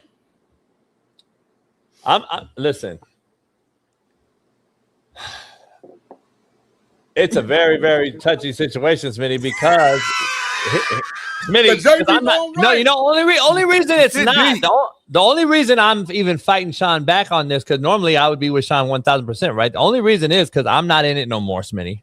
Yeah, I'm on the outside looking in, and I talked to the Sarks and these guys over the last few years, and I still talk to the Lannings and certain guys, and they're like, JB, this shit is crazy. This ain't about any of that shit that Sean's talking about anymore. That's coming from the horse's mouth. This is about keeping up with the Joneses. That's specifically what they say now. So it's real simple. This is how crazy I was told something, how crazy it is. Oh, shit. We're all in a staff meeting. Oh, shit. Darnell Smith got offered by LSU. Offer him. Go. They don't even watch the film yet, Smitty. It's to keep up with the Joneses. LSU offered. I got an offer right fucking now, which is the most... This is the shit I used to cuss coaches out when they walked in my office and offered Malik Henry or offered some kid without letting me know. Hold up, homie. This motherfucker robbed McDonald's last night. What happened to your integrity? The integrity is gone, is my point. If I'm offering a kid just because Sean offered him at Tulane and I see it on social media and I offer instantaneously because the offer's out there, then you know there's no integrity, Sean. So that's already gone. So if that part is gone, then what am I talking about when I'm trying to keep a guy that I paid $5 million to? That's all I'm saying. I don't let my neighbor dictate what I do in my house. I'm just be honest. You can say that all you want now, but that's not the game. Smitty tried to say that same thing you just said and see how that worked out for him. I'm not the game no more. I'm not using the portal. That's not the game no more, Sean. That's not the game at South Florida no more. You were still in the recruiting era, Sean, when you had to go out and win over to mama and have dinner. This ain't that no more. These cats ain't even having dinner at the house no more. You know that. Like talk to your boy in North Carolina, our boy. Come on now. He'll tell you straight out. He's like, JB, this shit is crazy. Like, we don't even recruit no more like that. He's like, that's why North Carolina sucks. But I see I'm with you. Like, I'm with you a lot on this shit. And you know, our boy over there in North Carolina, we got several boys over there, and they're like, they don't even go out no more, Sean. This shit's crazy. I couldn't coach no more if I couldn't recruit Smitty. Like, recruiting number one for me. Fuck coaches and X's and O's. recruiting, relationship building, getting the kid. That gets my shit hard. I beat your ass out for this motherfucker. That is what we used to do. Sean knows what I'm talking about. That fucking number one recruiter plaque is fuck the X's and O's and the coordinator of the year and all. Fuck that. Recruiter of the year. Fucking Frank Wilson and fucking my boy at Florida State for all those years, Ed Ogeron. Those are the motherfuckers that walk around, homie. Because in the coaching convention, nobody gives a fuck about the coordinator of the year. They talk about, damn, that's the recruiter of the year right there. That motherfucker came into fucking Cas Tech and got fucking, my guy, like I did. You know what I'm saying? Like, damn, that's the thing. They got J. Rue Campbell. JB got J. Rue Campbell. You hear the motherfuckers whispering. Yeah. JB came up here and got Jermaine Johnson. How the motherfucker get a Jermaine Johnson in Independence, Kansas? That's the shit that matters, homie. It ain't nothing about it. Damn, JB called that fucking sluggo route on 3rd and 6. Ain't nobody fucking saying that shit, homie. Yeah, JB got 28 in the league, 8 Super Bowl champs. That's all you hear. You don't hear JB called that fucking Raheem Boyd took you to the house. Oh, fuck, Smitty. I love this, man. We talk about this shit for hours, but I do want to get to other topics. We only got 28 minutes left on this show. Appreciate your input, Sean. Make sure if y'all ain't subscribed yet, I don't know what the hell y'all doing, man. You ain't getting this type of real talk anywhere else. But let's switch gears here to NFL topic. Kyler Murray was speaking on the toughest part of adjusting to Minnesota's offense, and here's what he had to say. Check this out. As far as going from what you did with the Cardinals to your offense, I think the toughest part is, again, I was there for 7 years. I know I had 2 different, offensive systems, but at the same time, you're getting all those reps. Now having to split reps, it's me already being behind, not getting the amount of reps that you would typically want a guy to get learning an offense. That's probably the toughest part. Just again going back to the past, being in control of everything, understanding what we were already doing because I was comfortable within the system. Now coming into the new system, learning on the fly, trying to play fast, efficient, and let it loose while learning it. That's the toughest part. Sean King, I think you're the perfect person to kind of ask about this. A guy who played for multiple teams, had to learn different systems. Talk about, I guess how difficult it is to be able to be comfortable in this one system, go somewhere else, learn a new system while trying to compete for the number one spot. I want to say this clearly because I want it to be understood because I'm 100% being honest. That's the most suckerific shit I've ever heard a quarterback say. Most suckerific shit I've ever heard a quarterback say. Slow clap. He gets a slow clap. That's a kid who ain't used to competing. That's a soft pussy. I'll tell you right now. That's a motherfucker that play video games all day. Because if I'm confident and I know my shit and I'm in the playbook, Sean, and I know the ins and outs already, I don't need as many fucking reps as you. I was an MVP candidate, Darnell Smith said on this show. I don't need to. I'm going to go in there and get in this fucking playbook as a professional. I'm supposed to be the Heisman Trophy winner. I'm supposed to be the motherfucker. Nah, you worried about a motherfucker that had the ball 35 times off? You worried about the motherfucker that didn't even play and Justin Jefferson mad at? Justin Jefferson mad at this motherfucker because he can't throw me the ball? And you worried about that shit? Nah, you soft. You pussy, homie. You a mental midget. That's why you the mental midget. And that is the fact. 100%. That's why you'll never win with Kyler Murray as your starting quarterback. Everybody considers, we can agree on this, Tom Brady the greatest. Smitty keeps giving that face, homie. Smitty, what does he want? Everybody considers Tom Brady the greatest quarterback ever, right? That's fair. I mean, up there. Tom Brady tells the story of when he went to Bill Belichick and complained about reps. He was a third-string guy. And what Bill Belichick said, if you only get 3 reps, you better make them the best 3 reps you've ever had. Smitty, that's our old, that's our coaching style. That's what we grew up on. That's how we were coached. He's not doing that. The fucking media asked him a legit question. That's the problem. The media asked a question. You could defend it. Y'all get mad when the players just being honest. Like, he not saying that he mad about it or he not ain't honest. They said, what's the hardest part? He said, well, if I had to pick one fucking thing, the hardest part is this. Like, when you're used to being the guy for 7 fucking years, you go somewhere, you splitting reps. He ain't had split reps. So it's adjusting to that. He's not saying he's moping around and crying and then he's sad. He just saying that's the hardest part. Like, why? Let me cook. Where nothing was ever hard for y'all. Like, let me cook him real quick. Y'all was not that good at quarterback. Neither one of y'all. Like, respectfully. Hold up. Time out. Number one. It was hard sometimes. Like, y'all just fucking just Like shit was never hard. Like stop. Both of y'all soft as fuck. Go. First of all, Sean, let me go first before you annihilate him, because here's the thing. Don't shake your head, Sean. Sean Smitty actually is correct. He did tell the truth. Yeah. Kyler did tell the truth, Smitty. So you were right. He told the fucking truth that he is soft pussy and he knows he'll never be shit in the NFL. You're absolutely right. He did tell the truth. He had every fucking built-in excuse possible already for any question that was thrown his way. He already has the built-in fucking loser mentality excuse. So you are correct. He did tell the truth. Thank you for saying it. Go ahead, Sean. I agree 100%. And Smitty's what's wrong with the world. It ain't about the answer. It's about how the answer originated. The genealogy that led up to the brain, telling the mouth, this is what I'm supposed to answer and say in this question, and believing it. When you got signed in Minnesota, they had an incumbent. They had a starting quarterback. You were brought there to compete with him. You didn't have to go to Minnesota if you could win somewhere else, if you thought you'd get all the fucking reps. Man. Are you guys done? Because that was the weakest cooking session I've been a part of on this. I'm just saying, dog. You cooked yourself. Maybe he had one fucking line. His shit was weak as fuck. Sean King just said the same shit he just said 2 minutes ago. That was weak as fuck. But it really was. We didn't have to. You cooked yourself. Kyler Murray's better than both of y'all.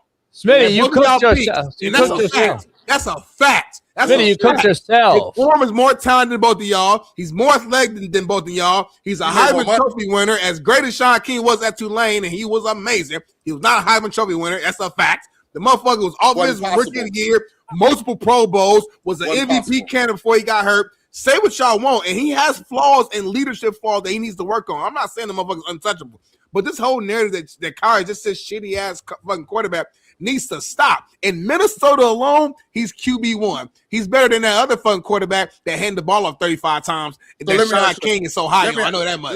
Let me ask you a question. Now that's a cook. Earlier in the show, you said you look in the mirror and you think you handsome, right? That's your opinion. No, that's what Paris said. That's what Monique said. Go ahead. What was the opinion of the National Football League? Because Kyler was available. And there was a whole bunch of teams this offseason needed a quarterback. And his market was so great in the National Football League that he signed a 1-year minimum deal. I know he got some fucking money left in Arizona. He even came cheap. I didn't hear nobody knocking down the door looking for Kyler. Minnesota did. I was a whole bunch of NFL teams that agree with me. You beat us one team, Sean King. You can't play for all 32. All you need is one team to believe in you. I had one D1 offer and I balled out and I did it. Minnesota gave him that offer. All he got to do is go ball out now. Shout out to you, chirp. Yes, at the same time, he understood the assignment when he went to Minnesota. They ain't giving you shit, Kyler. You got to go out there and earn it. And part of earning it is, guess what? Y'all competing for the one, and y'all gonna split reps. It is what it is.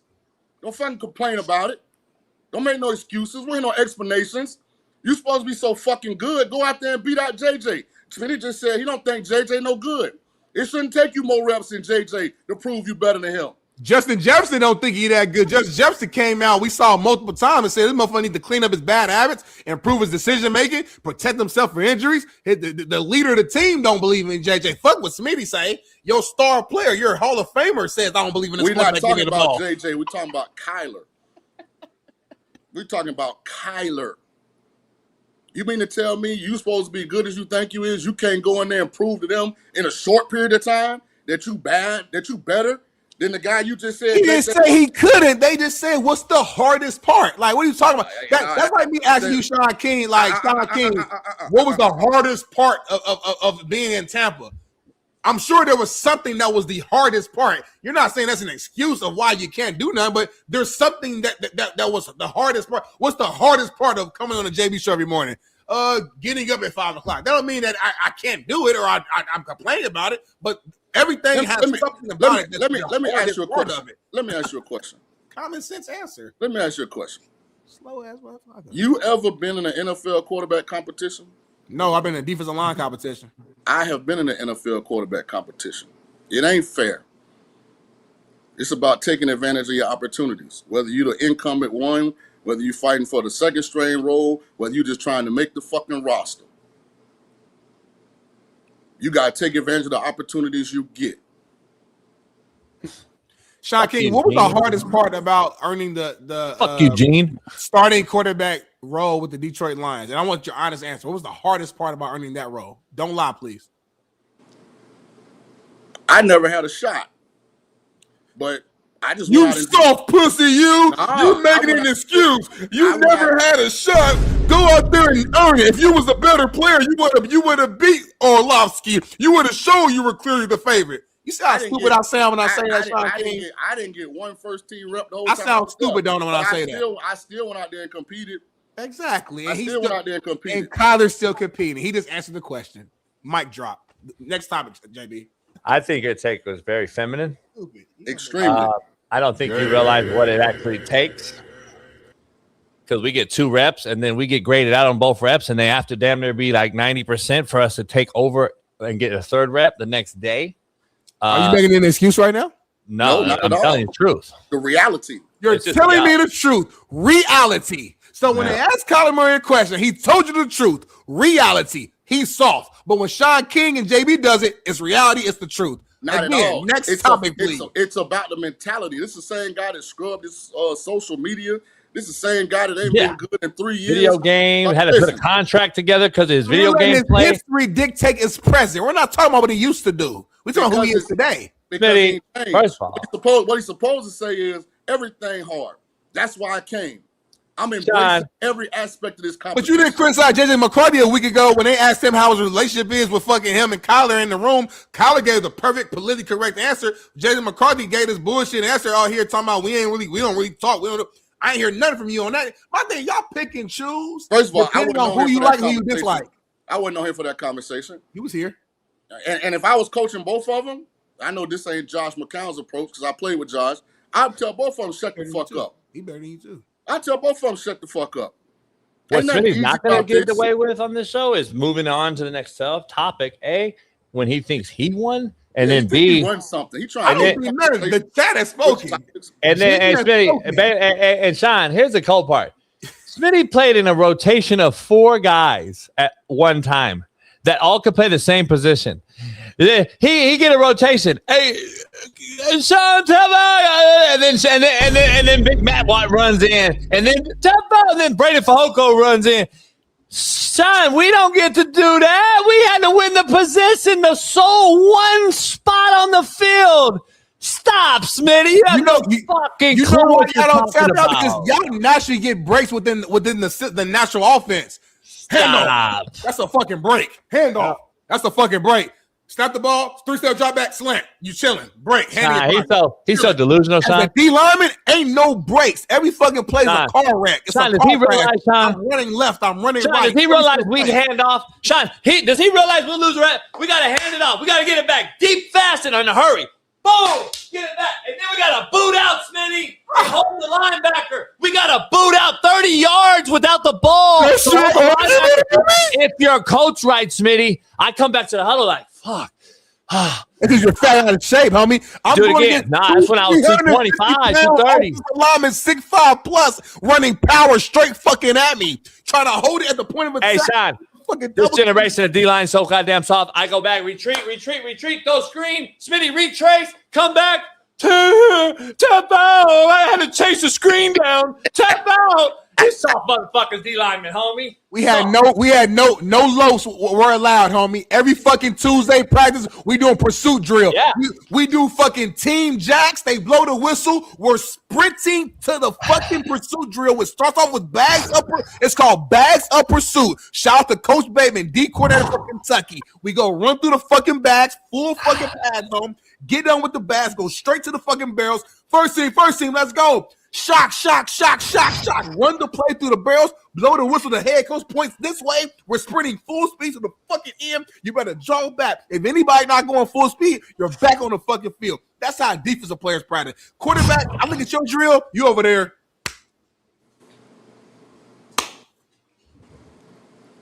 Sean, this motherfucker really think. That's why y'all the softest fucking position on the field besides kickers. That's a fact. Sean, remind him who's the highest paid for a reason. Like, motherfucker delusional. Y'all the most important, but y'all the softest. Two days to do too. Motherfucker delusional. Anyway, next topic, Smitty. Now you can move on. Red jerseys.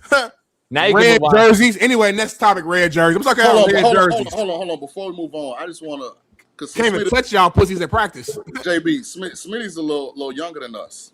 A little bit. He lied. So, a couple years. I want to remind you of the game of football that me and JB grew up in.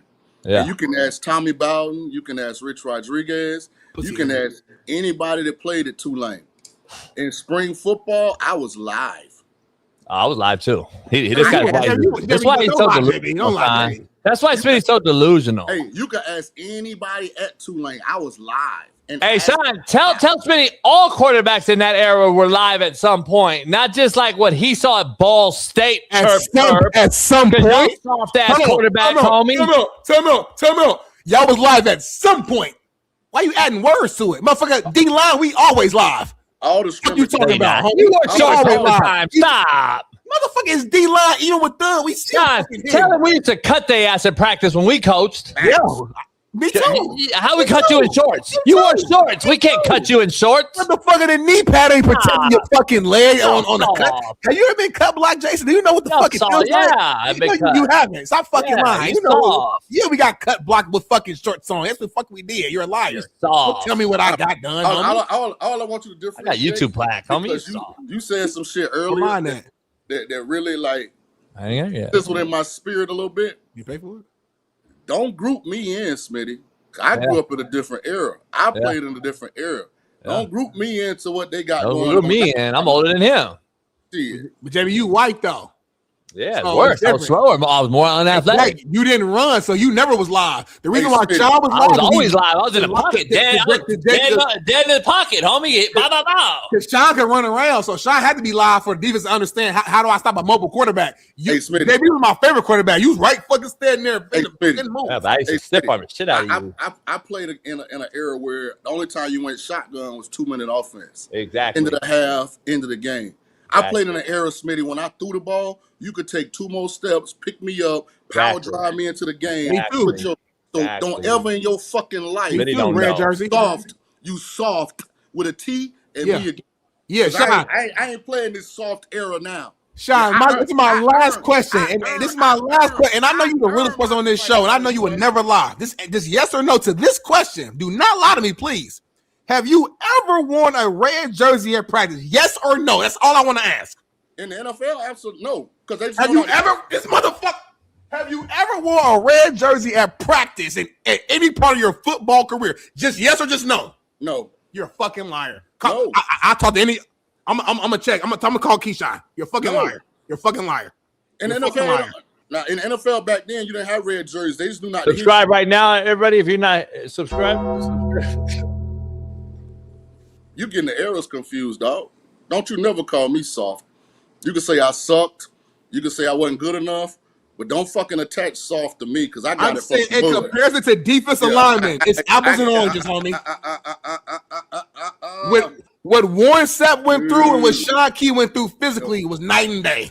No, that's all I'm saying. I played in the era where Drew Bledsoe got knocked out on the sideline.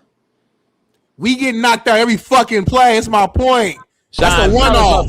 Sean, this motherfucker has the audacity to compare us to a guy like Sean Taylor who knocked the fucking punter out in a Pro Bowl who plays flag football now, and Smitty watches that shit. You better stop with that shit. You better not ever put us in that fucking category, homie. Don't watch it, homie. Yeah, you do. You watch flag football, homie. I am pre-NIL, homie. Stop all that weak shit. I played when it was fucking. I got cut. I did double day. I did all the gangster shit y'all think y'all did. I did the same shit. Stop it, homie. You tell me that. I'm playing football. He watches the WNBA, Sean. Stop. Right. I do watch that. Hey, Smitty. On my intro, in the Green Bay game, when I throw the touchdown to Keyshawn, watch what happened to me as I threw that ball. Guess what the ref said? Good throw. Hey. Here's a text I just got. Yeah. I can validate for King. Rich Rod still has quarterbacks live. I'm telling you, I was live. I believe it. Yeah. I believe it. I wanted to be. And about that smoke. You watch Caitlin Clark. You watch Caitlin Clark and the Brick. Homie, all real football players know quarterback when it comes to physicality. That's the conversation we're having right now, and toughness. Defensive tackle and quarterback is night and fucking day. I would love to put you two soft motherfuckers against two offensive linemen right now. I want to see y'all getting 3-point stands and just see what it feels like. Because neither one of y'all are privy to what it feels like. We've all thrown the football around. We've thrown the football right now.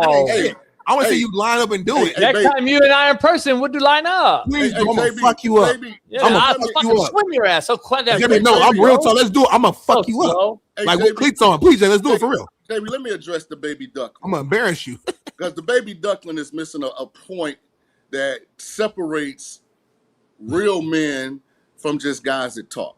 Mm-hmm. You don't hear me and JB trying to criticize, ridicule, even explain the level of toughness it takes to play. Don't need to. So we never did it. Because you can't talk about it. You can't. Yeah. You've never in your life taken a snap as a quarterback, and you're trying to tell us the level of toughness it takes to sit back there and not be able to defend yourself because you got another job to do when the guy that you say is so tough is trying to decapitate you. Thank you. You know what, real quick? This is a simple way I can put it. I spent he cooked you on that. I spent my career. You lost the whole day. I spent my career. You got cooked on that. Hitting you motherfuckers in the backfield. You spent your career running from me. You got cooked. You got cooked on that. Sean you spent your career running from me, homie, like a pussy, canceled your whole rest of your take. Homie, they hit you, homie. Like all the shit you thought you was cooking on all show, like he just eliminated all that shit with that one saying. Hey, Chat. These quarterbacks ran from guys like me their whole fucking life. He cooked you like a motherfucker. All Smitty does is talk about how soft quarterback is, but he never played it. Sean King just throw the ball out of bounds. He don't want to get hit. Sean to throw the ball out of bounds until he don't want to get no contact. He cooked the hell out of you. Oh my god damn! I never seen it. I don't know if I've ever seen a cat get cooked that way. Let's go. Let's go to the next topic, man. Let's go to the next topic. You guys is funny as hell, man. Dabo Swinney said he's ready to get Clemson back to the top, and he has no plans to retire to the beach anytime soon. Saying hell no. I mean, I'm just getting going. I'm right about the same age Nick Saban was when he got to Alabama, so I'm just getting going, man. I love a challenge, and again, all we've done is win. Sometimes people want me to be like this guy or that guy, and I'm like, what's that guy done? How many championships has that guy won? I've got 11 championships. The next coach is Kirby, who's got 6. I've gotten 7 playoff appearances. There ain't no another coach still coaching with 7 playoff appearances. End quote. Thoughts? Slow clap.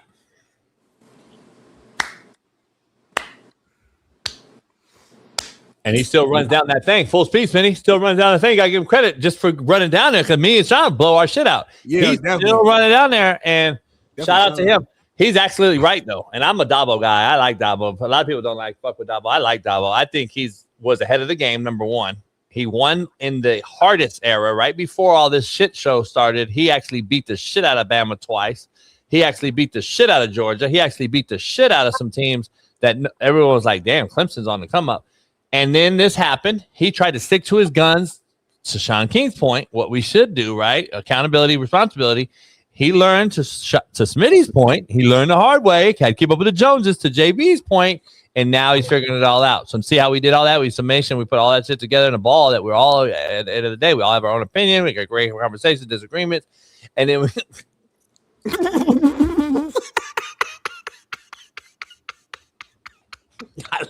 I lose my breath. I lose my breath. He be talking so fast. I lose my breath, homie. Shine. I be cooking though. Like I'm a producer. You do me, Yankees? God damn. Shine, get your thoughts real quick on Dabo's comments before we close out the show. So Roy Jones had a song that was titled "Y'all Must Have Forgot." Y'all must have forgot. So sometimes, like, you gotta remind the masses, like, who you are. They fought Tyson. You know, don't get it twisted. Like, to me, Dabo's lack of success. JB, Dabo's lack of success recently is because his infrastructure surrounding the quarterback position changed. The one thing about Tony Elliott and Jeff Scott, they were co-OCs for those really, really good years. They were good at developing the quarterback position. From DJ to K, Dabo hadn't been able to get good quarterback play. Think about the run he had before that. Well, yeah, I thought Chad Morris was a huge loss. A lot of people knocked Chad Morris. Chad Morris is what built that staple of quarterbacks and offensive philosophy. But I'm not a Jeff Scott fan at all because he fired me at USF. But when him and Elliott were there, they had Trevor Lawrence, either. You don't like Deshaun Watson. Who was the young guy that was a really good player before Deshaun? I forget his name. Taj Boyd. Yeah, not Taj Boyd. No, they had another buddy that went to Missouri. Right, Kelly something. Kelly, yeah. Kelly was nice too. They got above average quarterback play when Elliott and Scott were there. Since they left, Scott left to be USF head coach. Elliott left to be Virginia. And you know, Sean, I'm glad you got the quarterback play. Stop cutting Sean off, go JB. Nah, I'm just trying to check. That's what grown men do. We have a conversation, and then the chat, so cutting them off like fucking queers they are. Let me break down something real quick. Sean made a great point right there because I know somebody in high school who had Klubnik is his name. Klubnik, yes. Hey, Klubnik. And says he's as talented as any motherfucker he's ever seen, homie. And you know what I've heard from raving NFL people? What you hear? The motherfucker is spinning it like goddamn nobody else in the league. Like, this motherfucker looks ridiculous. How did Clemson not win? Blah, blah, blah, blah, blah. All I'm hearing is how fucking legit Klubnik is. And I've already knew this from when he was in high school. But now, to Sean King's point, is it going to show? Is Klubnik going to be some fucking dude in the NFL? And everyone's going to be like, oh, fuck. They dropped the ball with this motherfucker. And see, that's the point I think he's making right now, Sean, is because has Dabo missed on coordinators over the last few years after the Chad Morris loss? Has he missed? Because look at what happened with DJ. You can argue DJ left, went to Oregon State, had a better year fundamentally, looked better fundamentally, like his pops was talking about on our show, and then went back to Florida State and was around another guy that was at Clemson, by the way, prior. If you look at the history of the coaching tree, he was actually with DJ at Clemson, then he was at Florida State as well. Does that all tie into who they hire there? Because if Klubnik balls, Smitty, Sean's going to be dead on balls accurate with this take because now he was underdeveloped, or what was the scheme? Was it the quarterback coach? What happened at Clemson if these guys end up balling? Think about this too, Smitty. DJ's still on an NFL roster, is he not? He is right now, Chargers. He's on the Chargers roster getting paid. What if he ends up, for some reason, getting in and balling? We're going to have a real fucking conversation that something is going on at Clemson with the offensive room, quarterback development, and theory. I'm just going to keep it real. Because right off the top of my head, I feel like Clemson had 6 to 8 guys drafted. Oh, and D-line alone. Yeah, so I mean, it ain't like he ain't got ballers done and they ain't got talent. He can't get quarterback right since they lost some boys. I'm not saying he's going to start over Herbert. What I'm saying is let something happen. Let's say Herbert misses 2 games and DJ happens to get in the game and balls. There's going to be talk. Don't get it twisted. Not that he's replacing Herbert. I'm saying going to go back to what Sean's talking about. Like, wait up, dog. What is this motherfucker really? Because I saw DJ in high school now at Bosco. The motherfucker was fucking a dude now. Like, him and Bryce Young were coming out same time. They were one at Mater Dei, one at Bosco. Motherfuckers were both the dudes. Then CJ Stroud was right there with them. Another guy, all right here in SoCal playing each other. I'm like, damn, these 3 motherfuckers are dudes. And then DJ had a great freshman campaign when he came in for Sunshine, balled out 400 yards versus Notre Dame. And then guess what happened? It's like sometimes the more you're around a guy and you're wrong with your preaching or you're wrong with your fundamentally coaching, you can deteriorate a motherfucker too now. When you're less hands-on and you go in and just play like DJ did that freshman year against Notre Dame and balled, you got to start questioning, damn. Maybe this motherfucker got coached by the wrong guy. But Trevor Lawrence balled out. That was still Jeff Scott, Tony. That was prior. Yeah. You're a bad boy.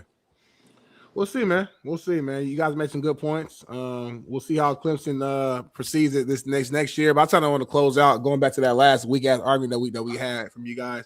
You guys are soft in a lot of ways, right? Obviously, we know on the field, I already broke that down to a T.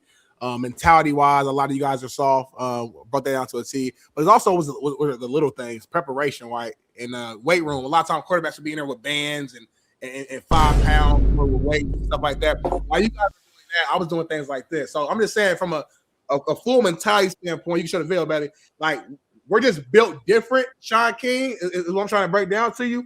And Jason Brown. So, like, just the mentality just different as far as how we're built. Like, I was a beast, grown man at 18, the type of shit I was doing. Sean King was just doing like skilled work and ladder work and 5 pounds. And that's fine. That's cool. I understand that. But we're just built different. And until you guys can understand that, we'll never be the same. So I just want to talk that, man. Appreciate you guys. A couple things. From a hygiene standpoint, that is disgusting that you're putting your sweaty on the rack. Somebody got to go touch it. You sound soft to be saying that. Hygiene. And secondly, if you under 5'5", is anything considered a squat? I mean, you're already down there. Ooh, shit.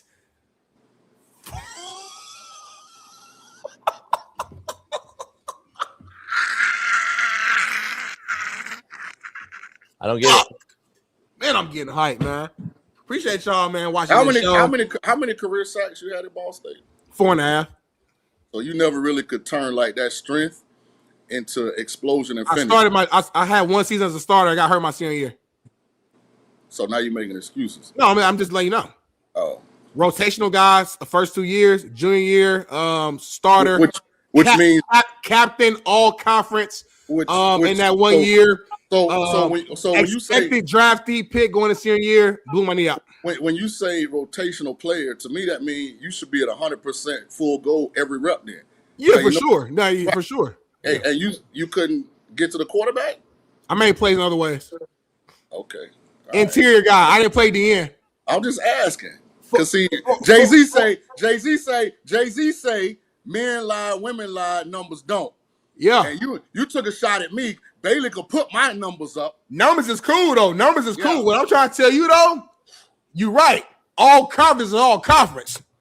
So the people who watched the tape and watched the film was like, this motherfucker's a beast. He calls it chaos. And real football players, and I thought you were one, Sean King. I played the interior tackle position. So stats don't tell for me to watch the tape. I was causing chaos in the inside, homie.